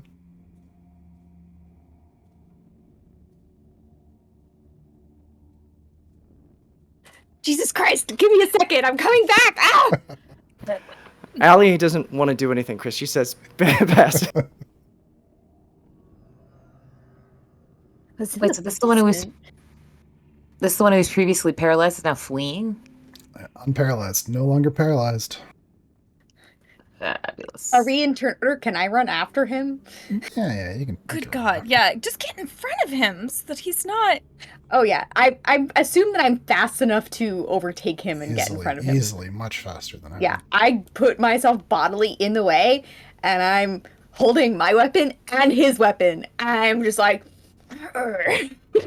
Giant Kid Beth maneuvers past this guy, blocking the entrance. He skids to a stop in the dust. You see more panic begins to go on his face. The rage is drained out of him, and now it's just fear. He looks around in each direction and begins to... Looks like he starts fleeing to the west.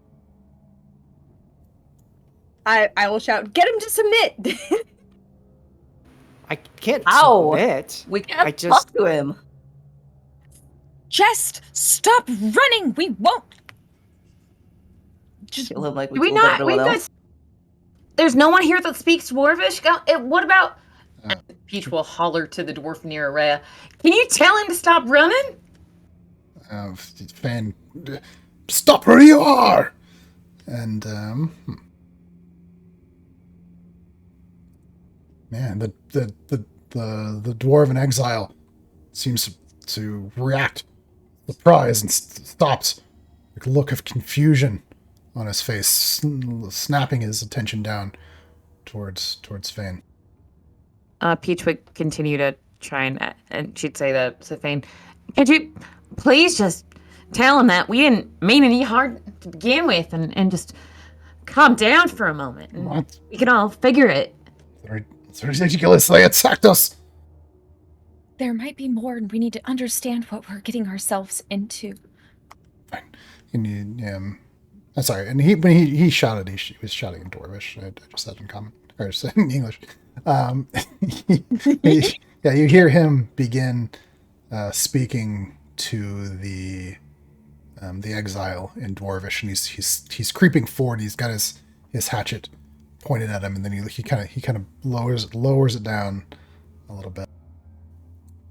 And you see the big brutish exile glancing back and forth between each of you, keeping his distance. You can tell he's ready to bolt at any moment. The slightest sign that something's wrong. Peach would move, just kind of getting a little bit to her feet near the guy who's unconscious, the big brutish guy, and she'd nod toward the other dwarven fellow and also, but she's addressing, she's kind of trying to work through an interpreter here. She's trying to show the brutish guy that she's addressing him. She's like, we didn't want to kill anyone, and these folks are still all right. And she sort of gestures to her captives. I told him that if he ran, the big girl would rip his arms off.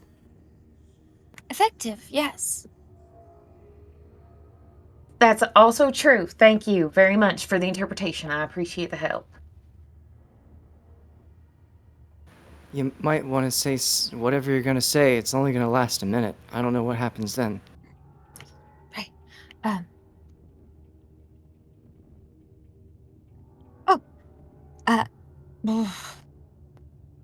I have a snack, but I don't think that's appropriate. Francis, there came from the walls. There must be more of them. We must see to the defenses. Yes. Yes.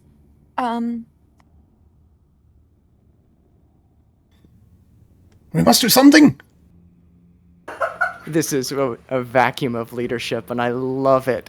But I can't, he doesn't understand me. We just need to know why they're attacking us and what We're they trying want our- and where are they from and We're trying our best to communicate with them all. What are we supposed...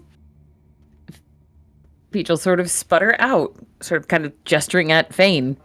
Down in the south, the echelon, as you round the corner, you can see, it looks like the ravenous one in the south is ripping meat free and consuming it, her face smeared with blood. it's so bad. She, her eyes widen for a moment, and she gags a little bit, and then without thinking about it, and swift and smooth, she draws an arrow from her quiver and is going to try and shoot. All right, just tell me a story, because there's no way this guy wins. Okay. But then I'm thinking her hands blur as she draws, knocks, and looses in one blow, right as the ravening exile is plunging his head back in, and it pins him down into the belly of the other dwarf, and so he's just he is pinned into the body of his victim, somewhat like a exhibit out of 7. Excellent. Dead. Fighting seemingly over as the last one falls.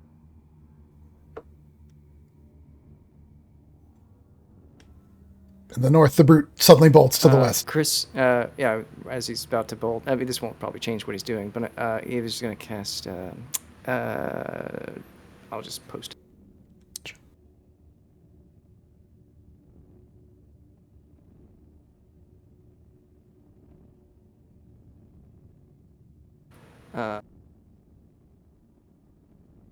Yep, Sixth Sense. You can get an eye. Looking for disease.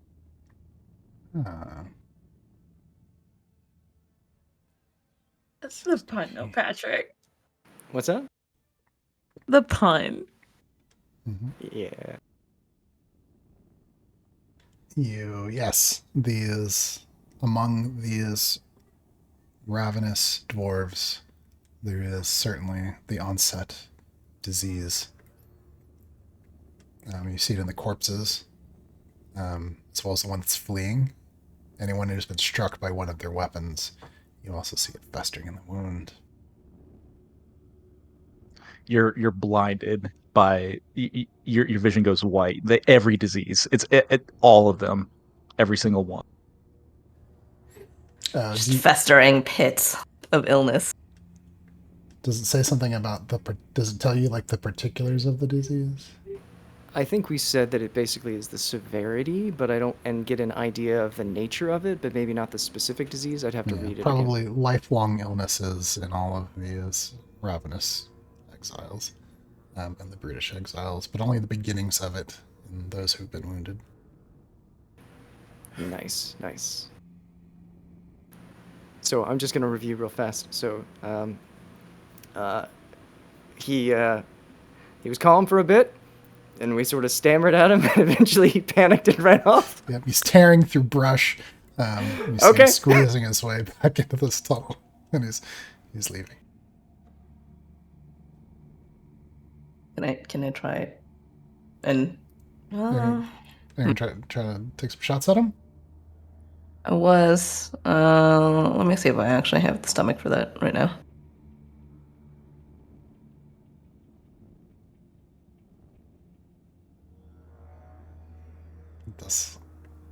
His back's right there.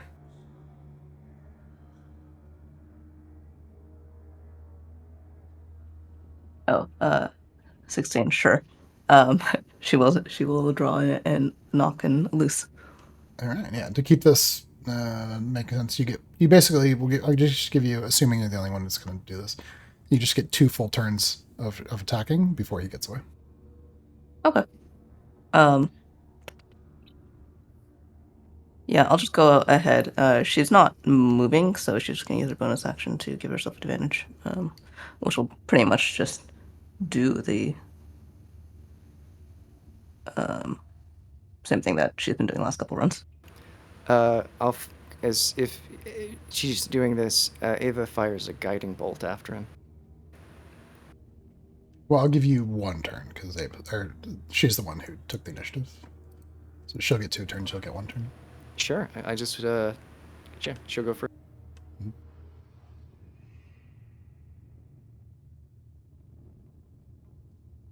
So that's 22 to hit and 16 piercing damage.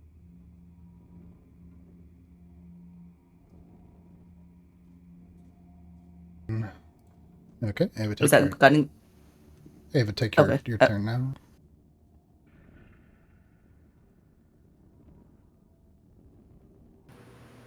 $15 misses. The bolt hits the wall. And Echelon, take your second turn.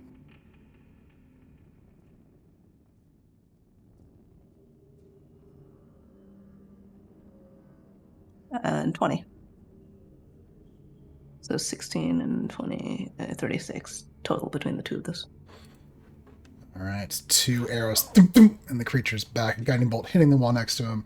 Not even yet bloodied. He vanishes into the caves.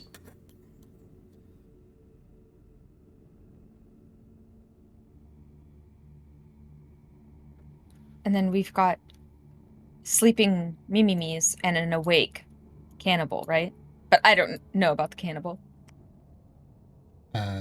As far as you know, there's 3 unconscious but still alive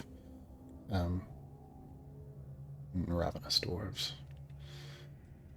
Ben kind of seems to relax his posture a little bit and says, "There'll be more of them.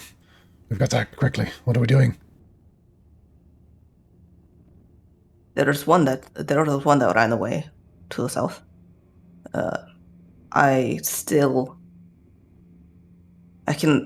have his scent in my nose, yeah, on my tongue, and it's probably a little bit easier for me to follow him, so I can at least see where he went. Maybe to the same place that this other one that just left went. Fann's eyes go wide. You can't follow him off into the dark. There's no telling how many there are. I mean, I didn't say I was going to go screaming after him with a battle cry on my lips. Seems confused by that, but what else can someone do? We need She's- to. We. These creatures are very strong, so it's something that you can't handle on your own. We have to protect the temple. Further down is very important, I imagine. Wait, these there are still alive. We've got to put an end to them. But they're helpless. Peach hesitates at this. But you all said Ava's trying to heal them up. What? They're only helpless because they've been subdued. They were trying to kill us all. And eat us. What? What? What?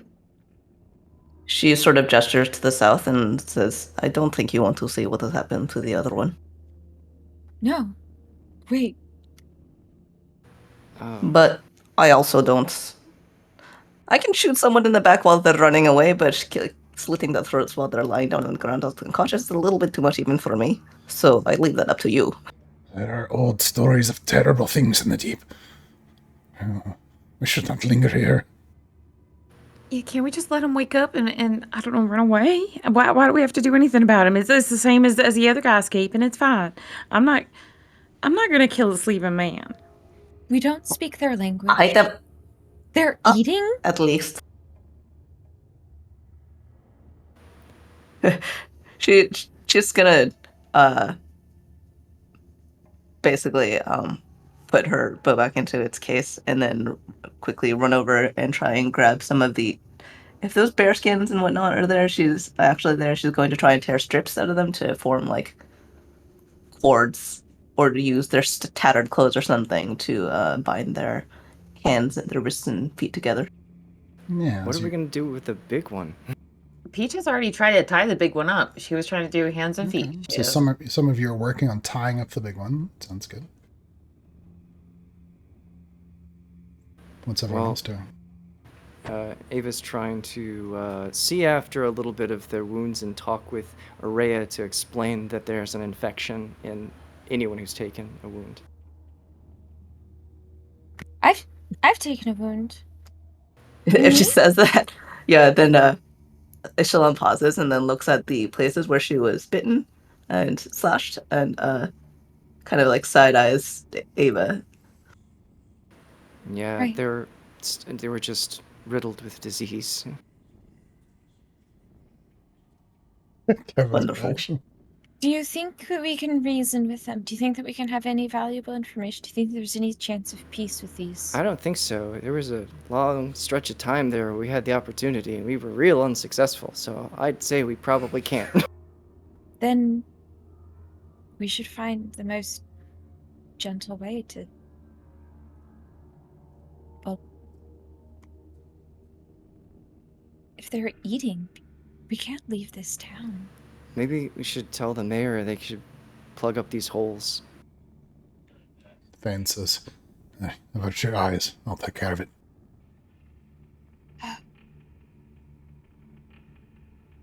Ava does avert her eyes.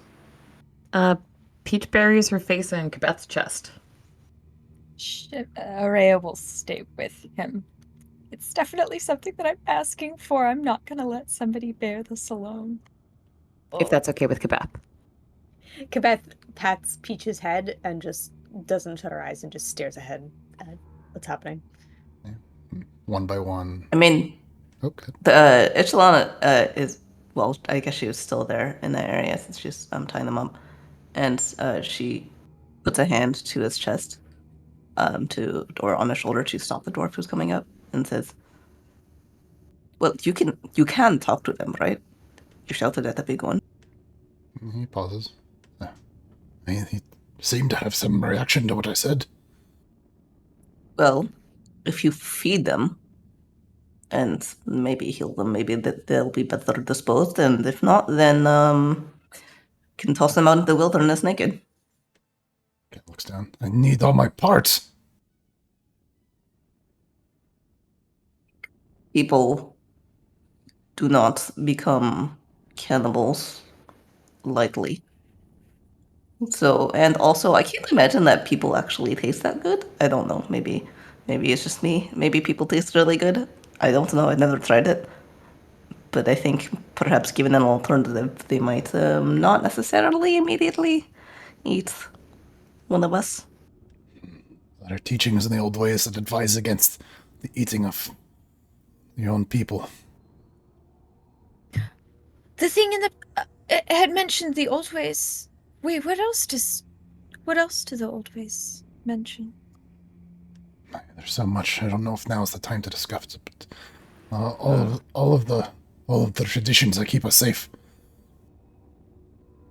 As it is at the moment, things are a bit hot. Maybe just...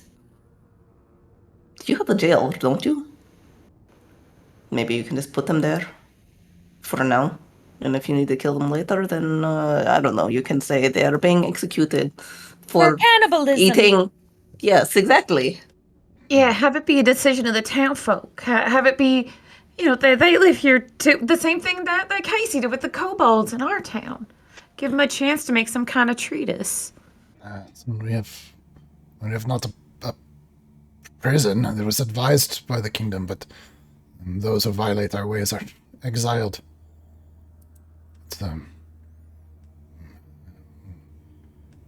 Don't Well, want there's also a... makers. does she remember what happened with the spider? Yes. What happened with the... So they just ran away from it, right? Yeah. There's also a giant honking spider thing some days back that way, and maybe you could just send them there. Exile them into the forest where it's dangerous. That is our way. Exactly. Beth's raising her hand. She's like, hang on. This seems more cruel than just executing them outright. I agree. I can make it swift with my hatchet. But let's try. I'm saying it gives them a chance at least. But what if this is their home? What's to keep them from just coming back and attacking the people here? They could come across young ones in the forest. You came through the forest to reach us. Yes. The kobolds were attacking Shep's End too. Why is this so beyond negotiating? What is going on? Because To be fair, we don't actually know if the kobolds have kept up that peace treaty since we've been gone. But I mean, I think- dwarfs smarter than kobolds, like, surely. Ben looks a little uncomfortable. No, it's... I worry if they've already crossed the bridge of cannibalism that there is very little that they hold dear and could be accepted within a peaceful society. That is one bridge too far. Oh, but that shouldn't be our decision. Let the society, let the whole town deal with it. That shouldn't be something that we do as outsiders. Or do you think it's something we should burden a peaceful society with? We've seen worse. I know, I worked very hard not to kill these people, and I kind of feel a little responsible for them being so vulnerable. Like, they should, I don't know, don't these folk, they want to... Dying in their sleep would be bad for them. I can't... And Peach is sort of just shaking her head, and she does the turn away anime girl cry thing again. We could spare one. This feels remarkably evil. I'm sorry. This for your life. Do it. Spare one, but make him watch. No, okay. There's gonna be a whole different cult of the Maiden. It's gonna be this death cult where you sacrifice 2/3 of your population so someone survives on the horns of the Maiden. I feel like Someone we're just kinda balancing the shrugs. potentiality of an entire civilization of cannibalistic, underground, violent dwarves, and a city and a temple and a place that could hold the future to the world Okay, if we could talk with them, it would be one thing, but I don't know if they're going to talk with us. I don't know if they're going to help us. I don't know if that there'll be anything except we just need to harmful. be consistent in these sort of things that we're trying to do. I mean, okay, so they're cannibals, right? So are the Arnaka folk who were hunting down people who were just going from town to town, and now we've made peace with them, and they're our allies or Each friends or some feels nonsense. Quebec putting her hand on her shoulder, and she's like, "It's okay. It's okay. Calm down. Calm down." And even the It's okay. kobolds, they was attacking us too, and it should be our decision. And Hang on. What if we just offered them? They're clearly starving to death. We want to, we as a group, not the town, we as a group clearly are meant to move through this place. It is clearly built for us. I mean, the first task was for Araya, the second Yeah. one was for me. Who knows what's going to be forward, but I want to know. So we should offer them some food. Let's keep things calm because it is for the town to negotiate with these people and decide what to do with them, not us who are outsiders. They You're have to right. live here with it. You're right. That makes. And also, the people of the town can actually speak with them. Yeah. So we need to get Esmond and the mayor back here, and the mayor can deal with his town's mess, and we're just gonna sneak off that way. But we need Esmond. And she gestures to the north. As they're finishing up with this, Ava puts her hand on the dwarf's shoulder and says, and just says, "I'm sorry, but your friend didn't make it." What? Sam! And he goes running south. I do have rope, and I'm going to tie up some of these sleepy guys. Quebec side eyes Araya's rope. Is it your rope? She's not sure. Hers went missing a while ago. Rope. She can't remember if she used it or if it's gone missing. We did tie me like a balloon to help me out with a certain thing. So I mean, there's rope we've used and reused. I have rope. It's in my inventory. Yeah. Quebec's like patting her pockets and kind of looking at the rope like it looks familiar, but she's not sure. Ava's gonna walk to the north and stare through the entrance down into the next room, whatever that is, while people are being tied up.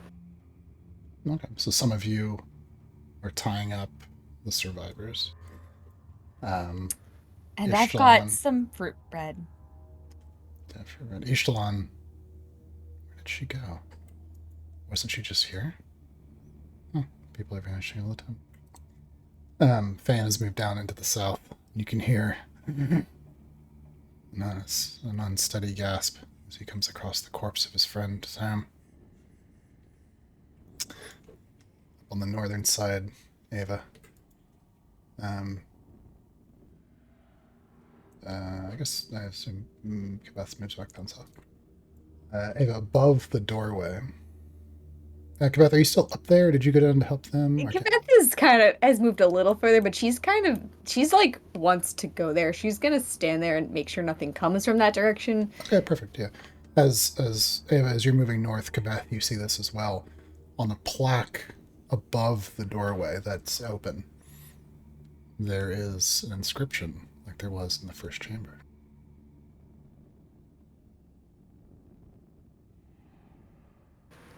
I can't read it. Can't read it yet.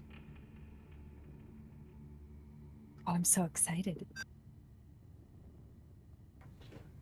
Can everyone see that?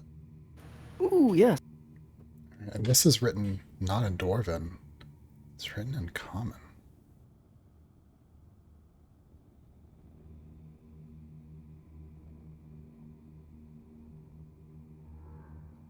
Quebec gestures to it, and it's in common, you said. So she's like, see? Clearly for me.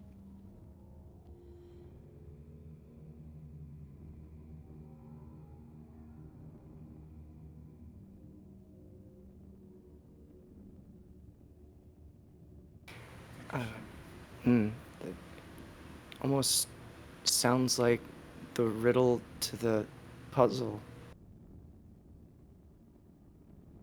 Yeah, I had to get big and push the door up. Yeah, makes sense. All right. Well, yeah. Does through the doorway? What is it? Another stairs? Stairways that goes down. Well, we Uh, need Esmond, don't we? Yeah. Oh, I can go up. I can go up and grab him, and also let the town know that we need more guards down here. Imminent threat and all. I could just prisoners holler for him. As you hear in your ear Peach's voice saying, Esmond, come back! And Peach just uses message. You have to know where someone is. They have to be within like I 30 didn't feet know. or 60 feet. Oh, sending would be the one where you just basically anywhere sending. there. Yeah, you're right. Oh.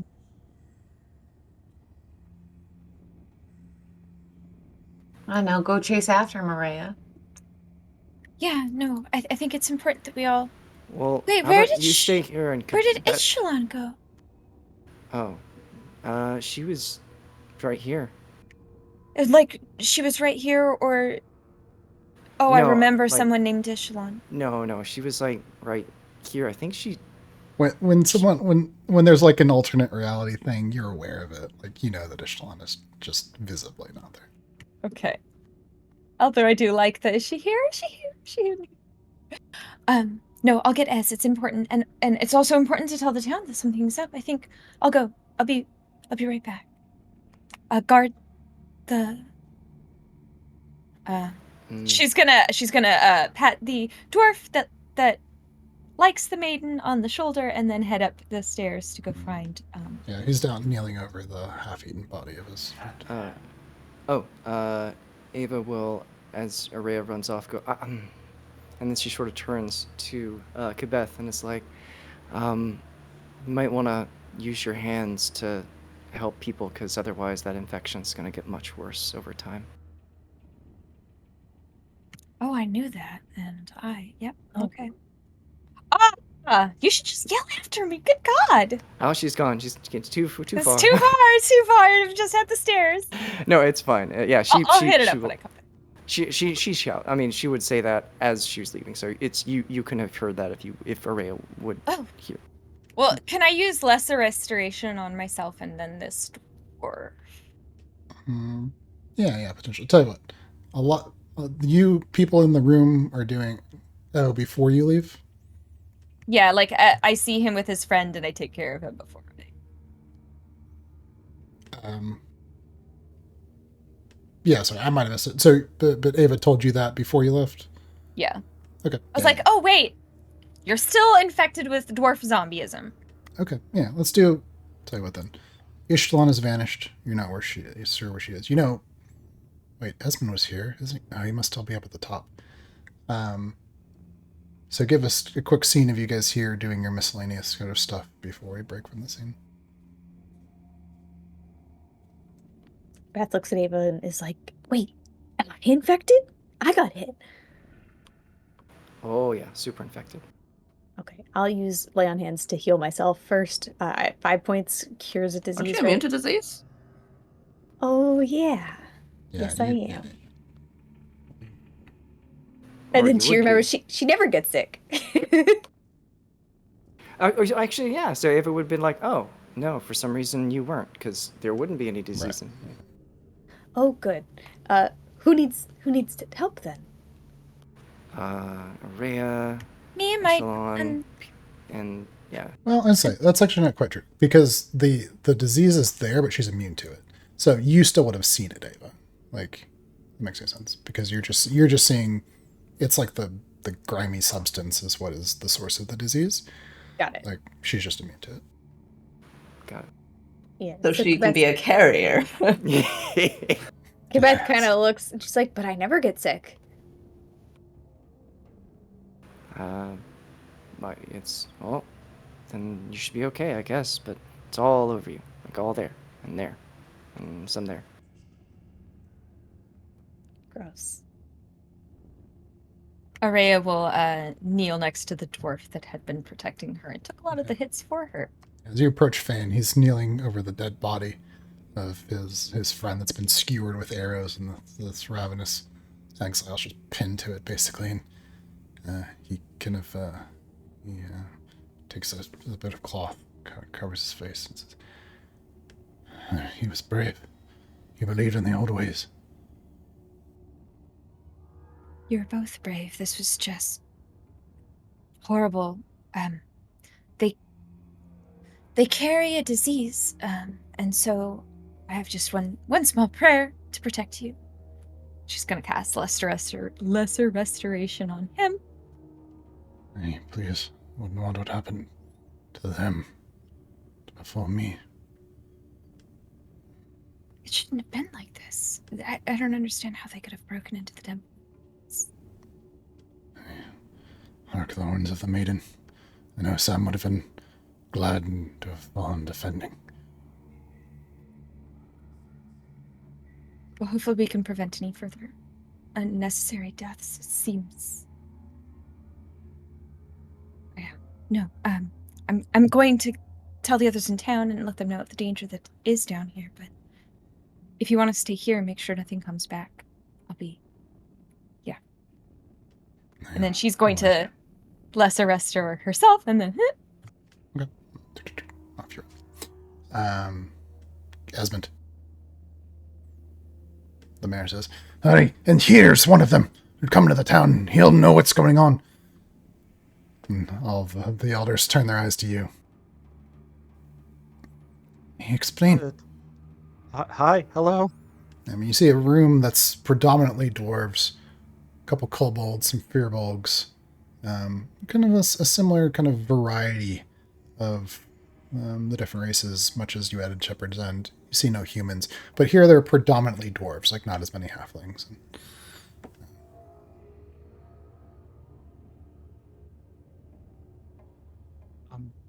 Hi, my name is Esmond. Esmond, Clockright. And one of them says, "Is it true that you've come after all this time? After all this time, all the legends are... You've come to save us." Yeah, I need clarification on that. There's a I Firbolg that looks much more skeptical. He kind of interrupts you a little bit. Yes, I know what he's talking about. Yes, that actually. My friends and I, we come from Shepherd's End. Um, we had traveled to Muirwood, and uh, we're making our way to the stone tower, not far from your town. We were actually under the impression that this was um, a much smaller town, and in fact, more or less was non-existent. Uh,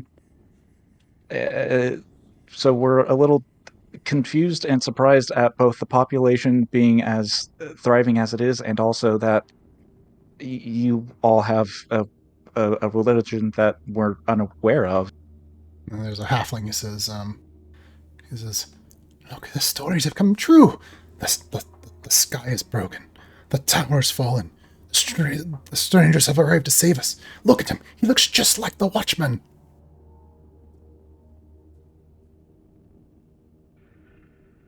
I no no I pause. I'm sorry. I apologize if I come off as rude. I'm very confused. I, my, my group and I, we came into town, and the mayor asked us to uh, pay honor to the temple of Brunhilde, and we were, and one of our group got ahead of herself, and um did and kind of opened up a secret uh, uh door in the temple, and I was calling to ask if I could get some kind of clarification as to the stories that you teach in your religion, because I you call me a watchman, and there's a statue of my satyr friend um that you refer to as Kibes. Where where's your religion based out of? What is it based on exactly? Yeah, and you see the older woman dwarf. You see, Brunhilde awakened and blessed are coming. And the mayor says, oh, hold on. Let's answer his questions. And there's things we want to know from you as well. You want to know about our ways. Long have there been... Wait, somebody... No, sorry. People's cameras moved. I was like, is Kevin gone? Where is he? Sorry. Can't catch me. Yeah, and it says, long have our people followed the ways of old, back from the very founding of Lenges Pass. We were warned of terrible things to come, of the black pudding, the tower and from the sky, of days that would never end, of a long winter, from which we'd all starve if we did not sow in preparation. All of our fields grow winter crops, knowing that these days would come, and that someday soon, the heroes would arrive to save us. There's the maiden, the watchman, the shadow man, the fire god. So many more tales, stories of old. The twin serpents. And are you telling us you don't know of these things? I apologize. No, we don't. You don't even know the Kibis. No, I don't. I'm sorry. I mean, I've been under the impression that within the Lux, religion isn't necessarily frowned upon, but it's just not something that is, What about the golden dancer? With a voice that can heal? no. I'm sorry, no. Why are you here? What do you want to know? What is going on? Well, that's what I'm trying to sort out. We found a plaque in the temple, and it appeared to be a riddle of some sort. And the one that opened it, the one that you call Maiden, Araya, she used magic Several and of them was... kind of echo like, hark the horns of the maiden. Oh, okay, yeah, right. She performed magic and was able to open a secret tunnel that led further below the temple, uh, based on that plaque. I was hoping that someone here would be able to tell me a more in-depth history, both into the markings and your beliefs, and more importantly, the history of how everything was established. It it's one thing to say that some of the stories that you tell coincidentally match our own experiences, but I I don't tend to believe in uh, consequences as or coincidences, excuse me, as much nowadays. So where did this message first come from? The old woman says, oh, shadows and stories in stone, show him the diorama. Show him the shadow play. And they all kind of murmur to each other, and the mayor says, hey, that's best. Come with me. And they start... And they gesture you to follow. And about this time, probably maybe you're arriving. S. The, Hey! Oh, gee, are you okay? You are you all right? no, it's there. The temple is the earthquakes. The temple is broken into. There's an entire people beneath the ground that What? No, hold on. No, you weren't supposed to look anymore. The mayor we asked us I to said not to, not and to then touch I. anything. I didn't, I promise I didn't, but they came through the tunnels, you know, the cracks that were in the wall, they just came pouring out Who of the came through the tunnels. tunnels? What happened? They were Cre- dwarves, but they were... Creatures of the deep. Guards! Guards! To the No, temple! but no, you don't understand. The guards, they are horrible. They are cannibals. We've subdued a few so that we can question, but we can't. I don't know any dwarf, and none of us know any Even dwarf. more guards! To the temple! I really think that you should see, but it's important because the temple goes deeper. What? There's more. There's more. Kibeth was able to open the second doorway down. What? Come, she'll grab I said not Esmond's to hand touch anything! away from the shadow play that I desperately want to see, but she Okay, didn't hear no, that part. stop. Araya, stop. Okay, give me, Mayor, sir, send a handful of guards to the temple, but you also need to set some, to keep scout around the immediate vicinity of the town, both outside, and inside. If there are creatures underground, they could potentially come up from other places, that you wouldn't expect. So you need to make sure that any guards that are posted are keeping a sharp eye both inside and outside of the town. Araya, As you need I to don't take think some of that the they've ever guards. seen daylight. I don't think they've ever been able to see daylight. I think this is their only way up. A couple It of them doesn't. murmur, I'm. "The watchman keeps us safe." And you there, you go to the perimeter of the town. You to the temple. The guards start running off. What is it, I really don't Ez? like that. I. You fall. You What? go with the other guards. No, not now. You go with the other guards. You give them a brief rundown of everything that you saw down there. Make sure that no one else goes further into the temple. We need to try and get a better idea of what is happening. I, the council here were going to show me a shadow play that like gives a brief history of their ideology, and I'm The hoping old if ways seem to be reading, very important. Uh, then I'm going to Thane watch mentioned that, and that I'm it seemed that they had forgotten the old ways. Maybe I should come with you. okay. Let's uh, pull some guards aside, give them a brief rundown of Right, the situation, send them off right, safely, give them an give them a message from you specifically. No one else from the group can go any further into the temple without us. We will be there, but we need to learn uh, what we're dealing with first. right. Then you'll have to wait for Echelon to come back out of one of the tunnels. I know. She's really quiet.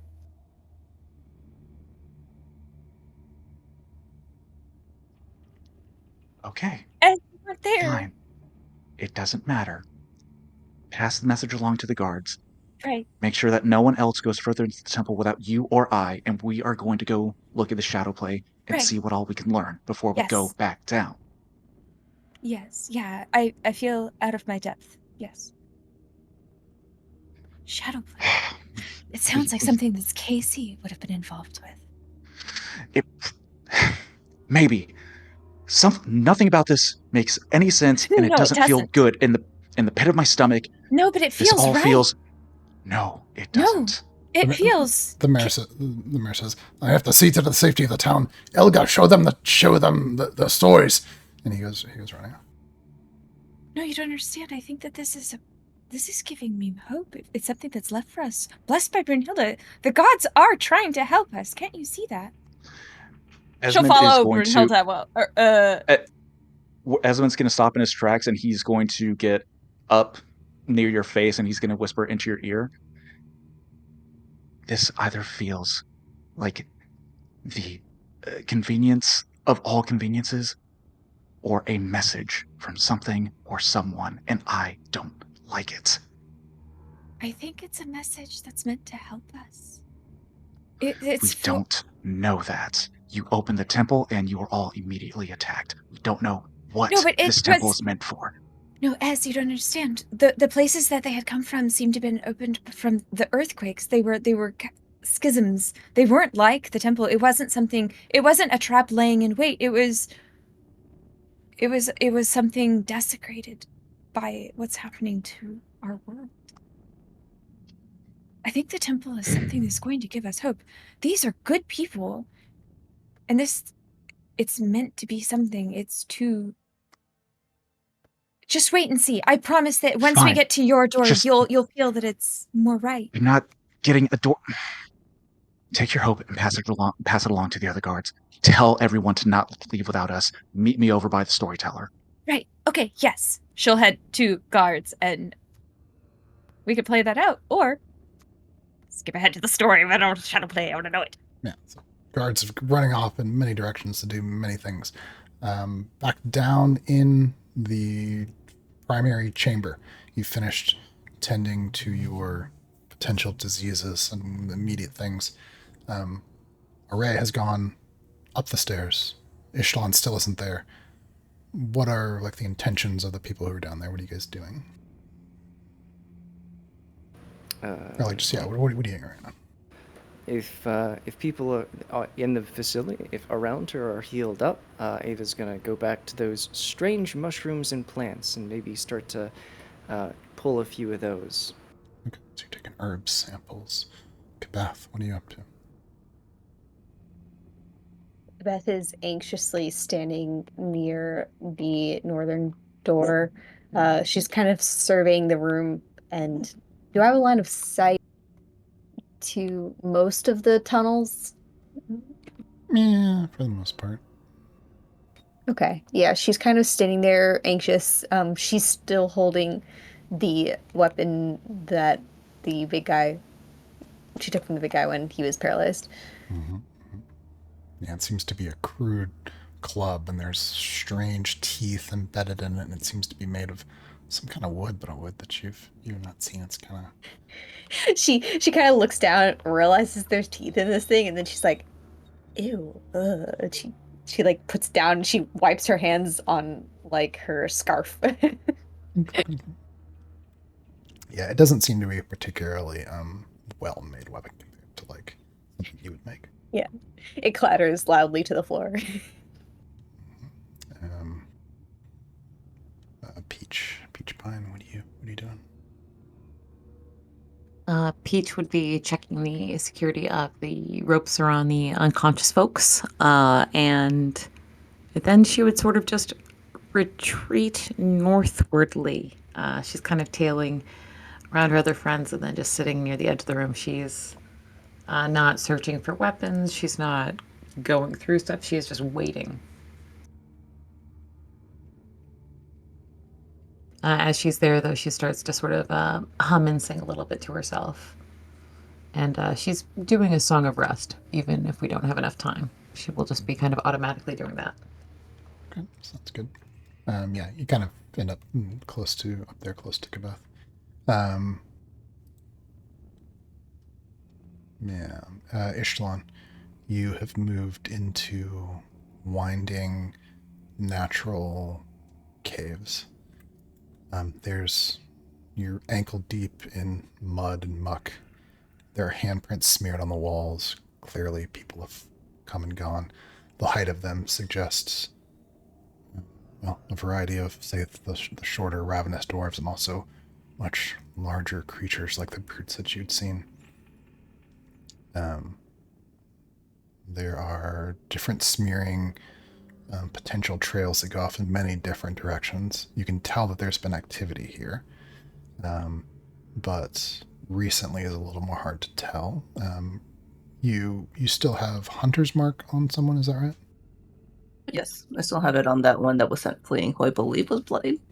Okay, and does that mechanically? It just gives me advantage on perception or survival rolls to try and find this dude. Yeah, make an advantage tracking roll.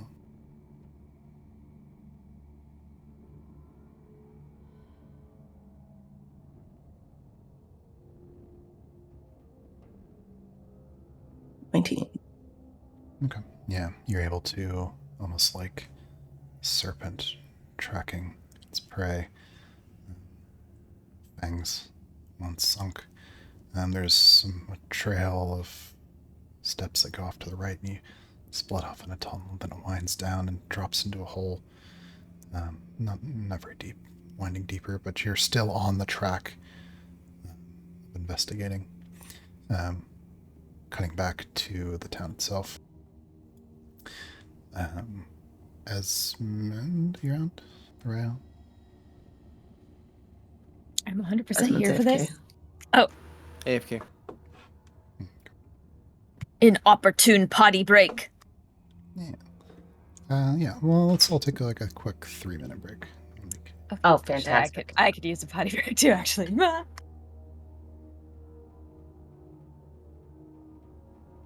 Esmond was walking, had directed Araya to talk to some guards to warn, to head to the temple and tell our group to not go any further without the two of us. And then he walked off to meet the storyteller by the shadow play, where he'd watch that and wait for Araya as well. Araya and Esmond. I think it was Elgid? Whatever her name is. Elgid. Leads the both of you to one of the central chambers in the hillside village. It seems to be a large chamber, one of the most important. You pass 2 guards on the way there. And as you reach there, when there's someone while you're waiting in the room, she nods to him. He takes a torch from a brazier. She says, this is the flame of the Up King. Always do we keep it lit, for it holds the stories. And at the center of the room, there is a large apparatus of 2 concentric circles of stones with strange carvings and shapes in stone. They don't make any sense. They don't seem to be anything.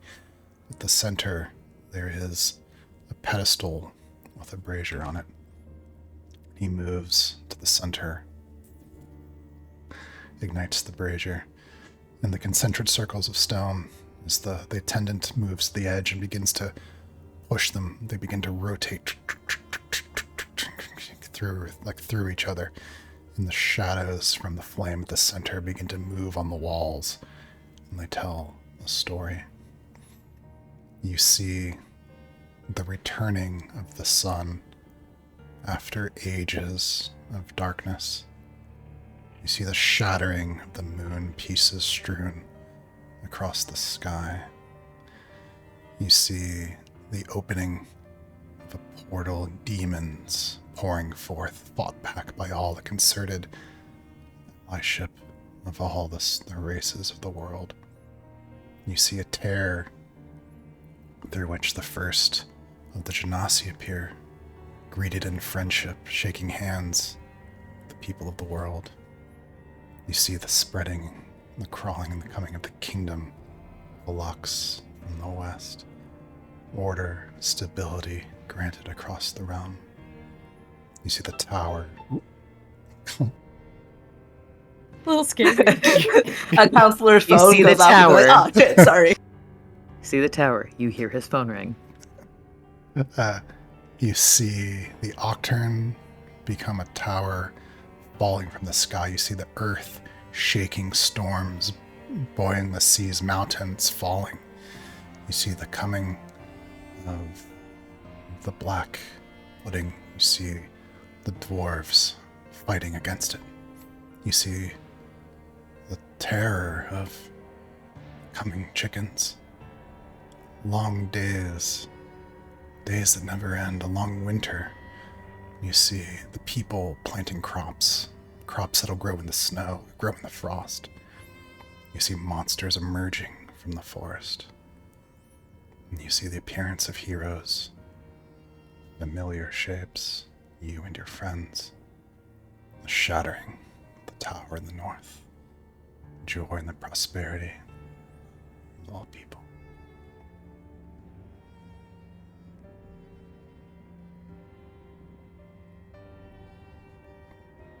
She says, we've learned all that we know from these stories, hidden in stone, revealed by fire.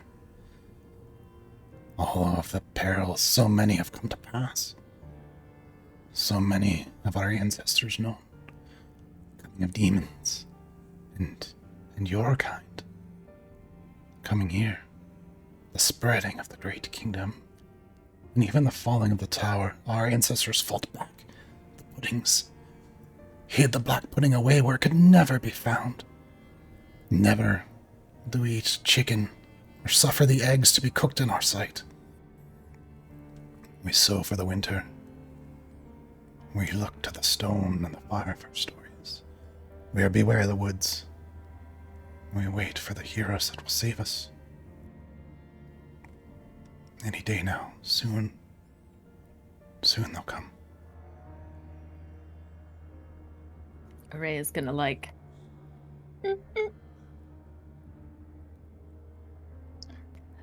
You mentioned the Watchman, or a golden dancer. Yeah, this is when she gestures to an image that there's gear. Oh, but that's Esmond, and there's a twirling figure. Is she holding a pie? That's Peach. Oh, she'll be happy that she's the golden dancer. There are not many. Esmond has. There are not many who still believe the old ways. So many. They say they're just stories, myths, but there are few of us still who know that it's true.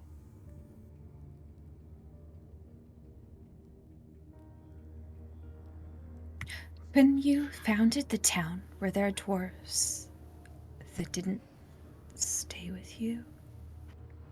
Or... Those times are long ago. I know that before the coming of the prophet, Renge, there had been those who lived beneath the earth, and many who had been lost. Those were difficult times in the dark. When the sun returned, and people came to the surface, it was better. And there was time to prepare. It would come. That we would survive it. And live to help the heroes that would come. That they would need. Crops for the cold. And arms. And a place that would be safe. And so we've waited. We keep our distance from the other towns. We do not trade. We keep the old ways. Keep peace with the kingdom. Lenge's past did not rebelled, as did the rest of Isolin. We kept to ourselves, knowing what would come.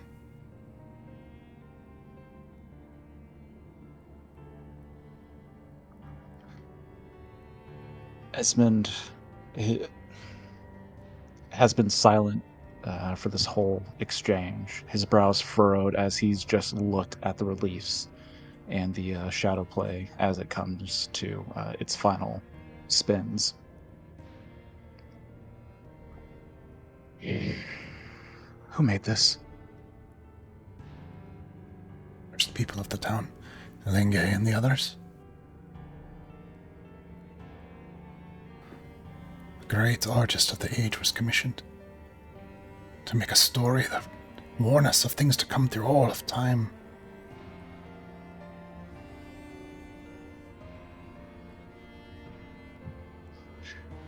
Yeah, okay, great.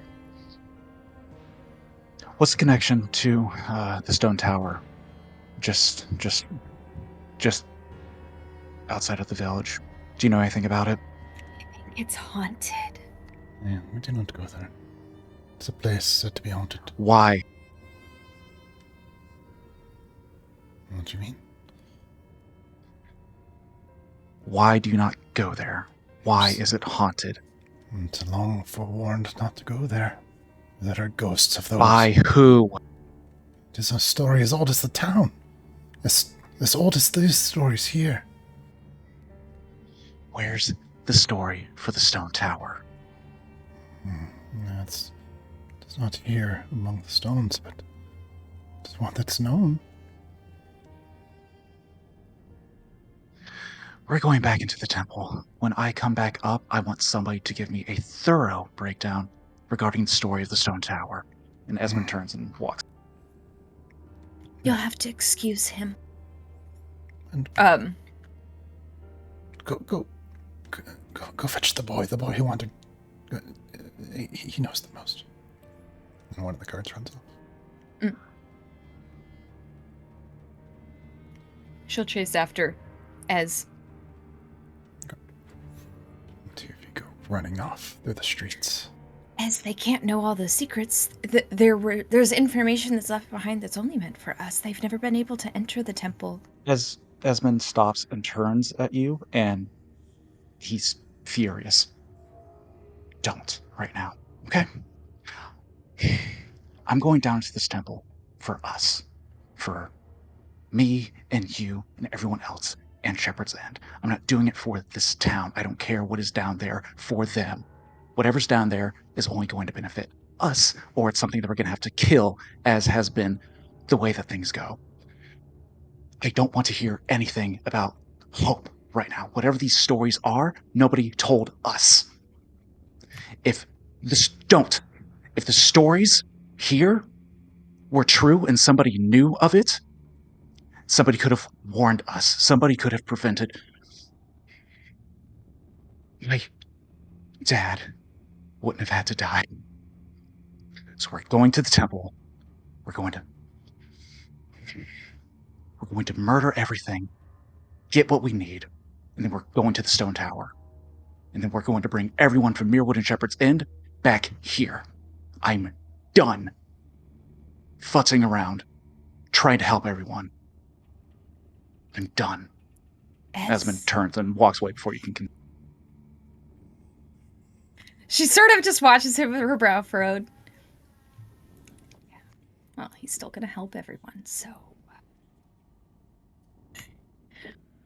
The lady was going to fetch a boy. She's following Ez, but We're going to send the two of you back down into the Temple of Brynhilda and down the stairs. You come to the bottom of the landing to see everyone except for Ishtalan in the room. Where's Ishtalan? No, she ran off. Fuck her. We're going on. no. Where's the exit? That way. Hey, hang on. Great. You're supposed to bring folks with you. We can't just move along. We've got, other issues. And she gestures to the sleeping folks. I am. And I'm sorry, that should have already happened. We'll say it happens now. Like a dozen guards come kind of, down the stairs. Oh, great. Fabulous. The mayor at the head of them. Awesome. Great. No problems. Fabulous. Oh, what's happened? The plants will go away in like 40 minutes. We disturbed something and we was attacked and we subdued some of them all, but others fled down the cracks in those holes, and Those things, how many won't be down there. those things are still alive. I mean, a couple of them are, but is it safe? Probably not. We think they're cannibals, but it's for no, you guys to they're decide. unconscious. Yeah, they're safe right now. These ones are, but there's probably more of them. And to be clear, we didn't. I mean, this mess is. They came after us. We didn't go after. Like we only entered in this room. Well, we've got to. Well, So we have to that secure. We have to secure this place. That giant guy is fully awake. I don't know if he's restrained, but he was laughing, and he is now not laughing. Oh no, he's unconscious. He rolled a laughed natural. himself unconscious. He rolled a natural 1 on a saving throw, so I had him just fall. Okay, never mind. Yeah, Peach just has a bunch of unconscious dwarves that she tied up. Awesome. Honestly, And Peach, kind of MVP for Survivor. I kept more of them alive. All right. Well, yeah. So they're all. Well, yeah. Well, one of our friends went down one of the tunnels. I think after some of them, we think there might be more, but we don't know. But we need to move on. We're gonna go down the rest of it, I think. You're gonna go deeper in. Yeah. It's imperative. I can't be responsible for your safety if you go forward from here. Oh, don't worry. We're good with that. We're responsible for our own safety. I mean, look at us. And she's enough time has passed that she probably got small again, but she's becomes large again, just to demonstrate. See, Whoa! Just, They all. maybe if folks on the lookout in case, whatever we're doing disturbs more of them all down there and they come running out or upset or something. Just be aware. Men, see, Where are all the cracks? men, set up defenses at those breaks in the walls, and you're going north, down the stairs. Yep. And you said there was another who ventured off, one of your party, to scout. Where did they go? I think this one, and Ava will point towards the one she thinks she went up. I see. That was the one with the dark hair. Mm-hmm. Amen. If you see a one come up, serpentine kind, with long dark hair, she's one of ours. And you see the dwarven soldiers been moving. They begin moving to set up barricades, and they have spears and axes, and they're trying to defend those cracks in the walls. He says, and the mayor looks at you and says, "You should not be going down into such places. As clearly this place is dangerous. Yeah, What do you hope to achieve?" Well, find some answers, I think. She looks towards Esmond. Esmond's been kneeling down as he's pulled out his rifle from his bag, and he's just been polishing it and reloading it, just ready to go before he stands back up. I don't know what's going to be down there. Something for us, either something for us to take or to kill. Doesn't matter. We're going to grab it, we're going to come back, and then we're going to do what we actually came here to do. And Esmond starts walking off. Which direction are you going? North. Okay. As you're doing that, Kabeth, one of the dwarven soldiers approaches you. He looks kind of sheepish. He says, "Excuse me. Yeah, yes. I don't have much, but here I have these muffins. Please don't eat my young." Oh, I would never eat your young. I've never knowingly eaten any people, but these muffins are very important to me because I need to eat to keep going. So thank you. This means a lot to me. And she pats him on the head because she's very tall right now. Thank you. Thank you. He bows his head a couple times and scurries off. I think if the dwarf looks over in her direction at all, Ava just sort of gives a big Kibeth shouts after, "I don't eat children." Knowingly? Ishtalon, you are tracking your quarry through the caves. You hear a sound, not sure what it is, and then it gets louder. You start to hear the reverberation of drums rhythmically beating from down the deep. She doesn't say it aloud, but thinks to herself, it's always a good sign. And she's going to cautiously keep going forward toward the sound of the drums, sticking to the sides of the walls. How wide are the tunnels at this point? Now, sometimes you're just squeezing, sometimes you're crawling on your belly. It's natural cave. Yeah, pretty irregular. You have to do a little bit of climbing here and there. You maybe slide. You try to avoid it where you have to because it'd be hard to get back up, but you have to slide a little bit now and then down tunnel. It's still pitch black in here? Oh, yeah. Okay. She is continuing forward then to see where the source of this is and to hopefully get an idea of what it is that they face down here. Okay. And as you're moving, you catch it. Do you have dark vision? You do, right? I do, yes. Yeah. I am also invisible in darkness to anyone who's using dark vision. True. Yeah. So as you're moving carefully, quietly as you can, you catch a bit of movement up ahead as the tunnel turns, and you see not the one that you're tracking, but another of the ravenous pale dwarves. He seems to be at a junction of two other sets of tunnels. He has a bone pick in one hand. And you see he's kind of jerking his head around erratically. How tall is this tunnel? Probably about 12 feet, very narrow.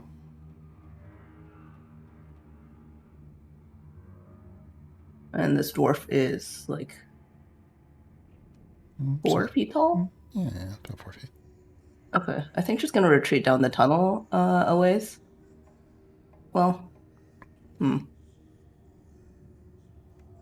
you can't. It's not straight for very long. So like you're about 25 feet from him when you see him. yeah, she's gonna retreat back down the tunnel a ways. Okay. And she's hit these guys before, right? She has an idea of how hardy they are. Mhm. Yeah, I think she might. If she doesn't see movement behind, she might just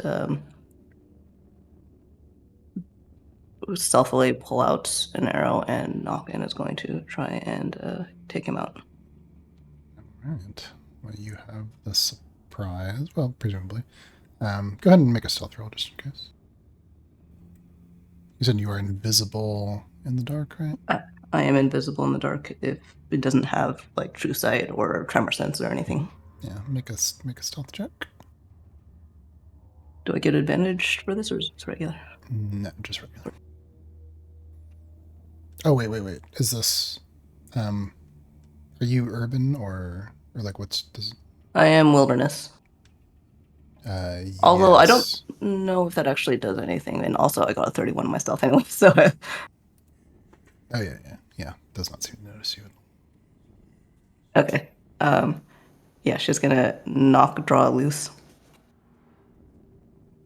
And if he's unaware and surprised, then that's gonna be a critical. So, You get all that.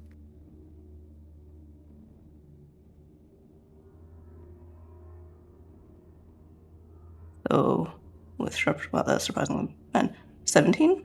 No, wait, 16 to hit. All right. First arrow hits. But he doesn't go down. That does not include the critical aspect, so I'm gonna roll another 1d6. All right. I think I also get, since I didn't say this, I'm just gonna roll it the regular damage, but I get the ambush. No, wait, sorry, that's my second arrow. There's a lot of stuff that goes on with her.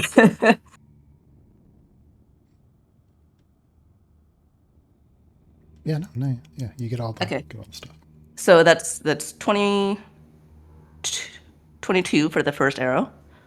She gets a second arrow with this, and All right. going to be pretty much the 22. same. First arrow bloodies him. He staggers, but he's still alive.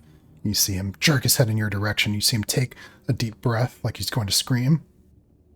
And smooth and swift, she is doing this again.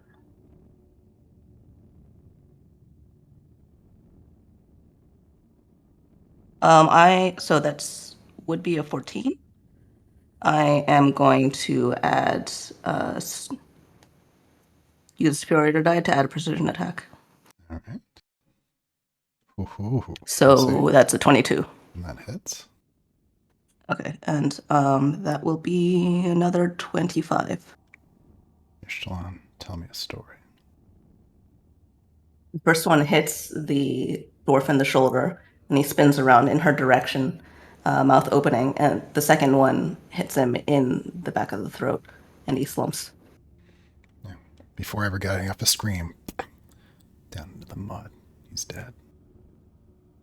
She stalks forward, stooping to gather up one of the arrows. One of them is stuck too deeply in bone for her to pull it out without making a lot of noise, so she just pulls out the one and wipes it against her pants, puts it back in the quiver, and continues onward.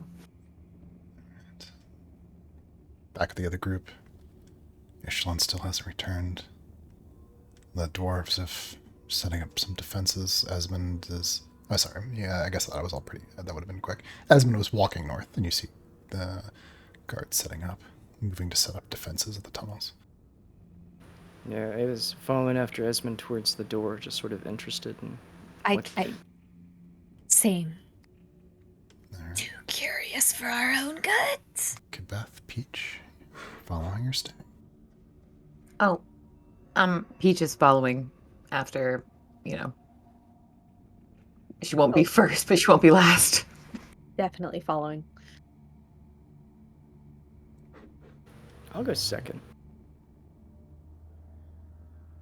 I'll go very. We'll take lead. All right. As you venture down the stairs beneath the plaque and the poem, you wind down into the dark until you come to, as the stairs are winding down, you begin to see a faint blue purple light being cast onto the stairs. There's some light source down below.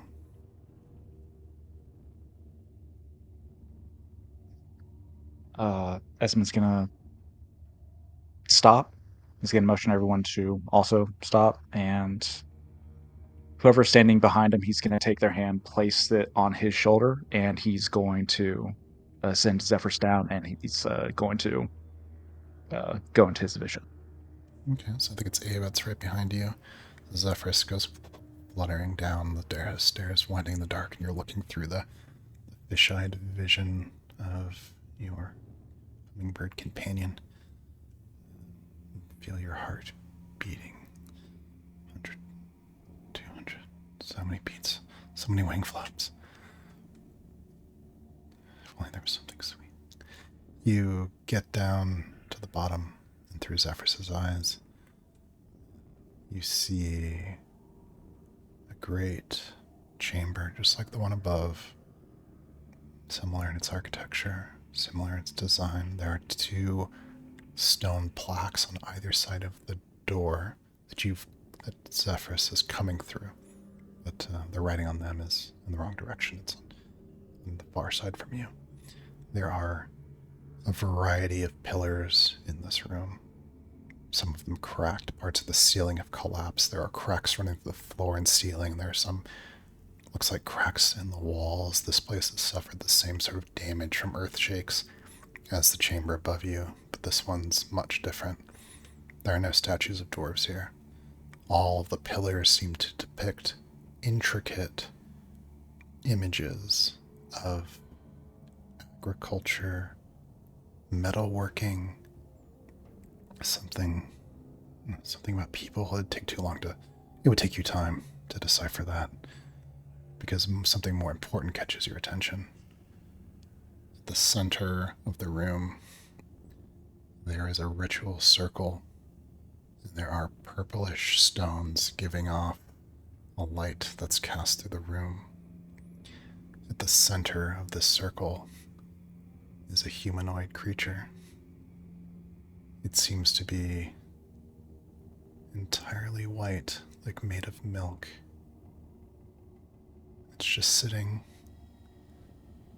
and then as Zephyrus kind of flutters down, it shifts a bit. Its arm becomes its face, and it's looking in Zephyrus's direction.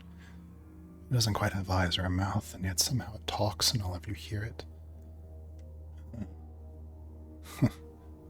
Come at last to kill me, then, have you? And that's where we're end for tonight.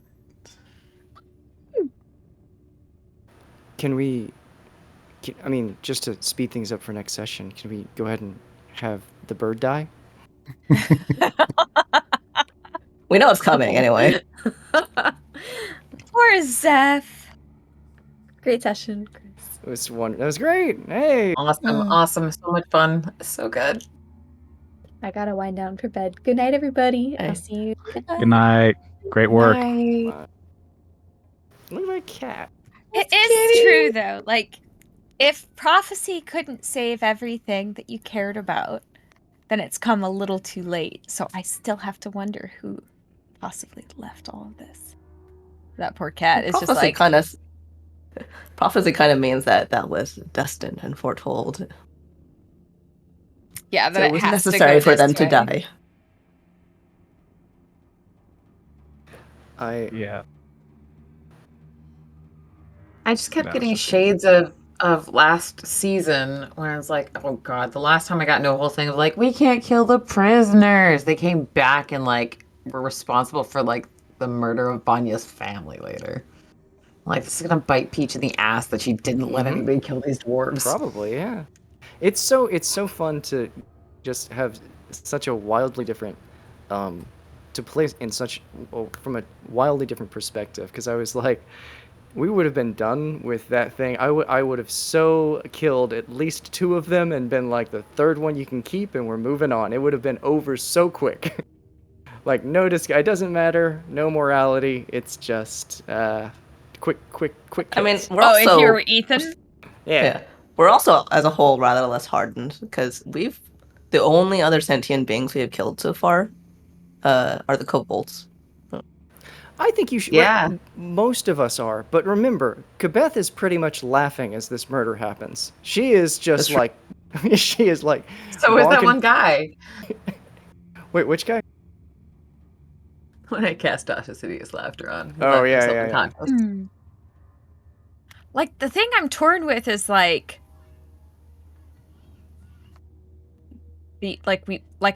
Araya spent the first half of the entire fight trying to get them to not fight, and they still came at her and everyone, and then they're eating them, and so she's just like, and we can't even like get any sense out of them. They like, when given the chance to like cooperate, they run away. So she's just like,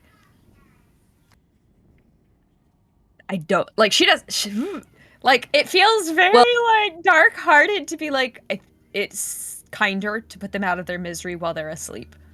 And it's such a fair, like weird thing for her to be doing. we didn't actually, and this is why she is a demon, a devil descendant.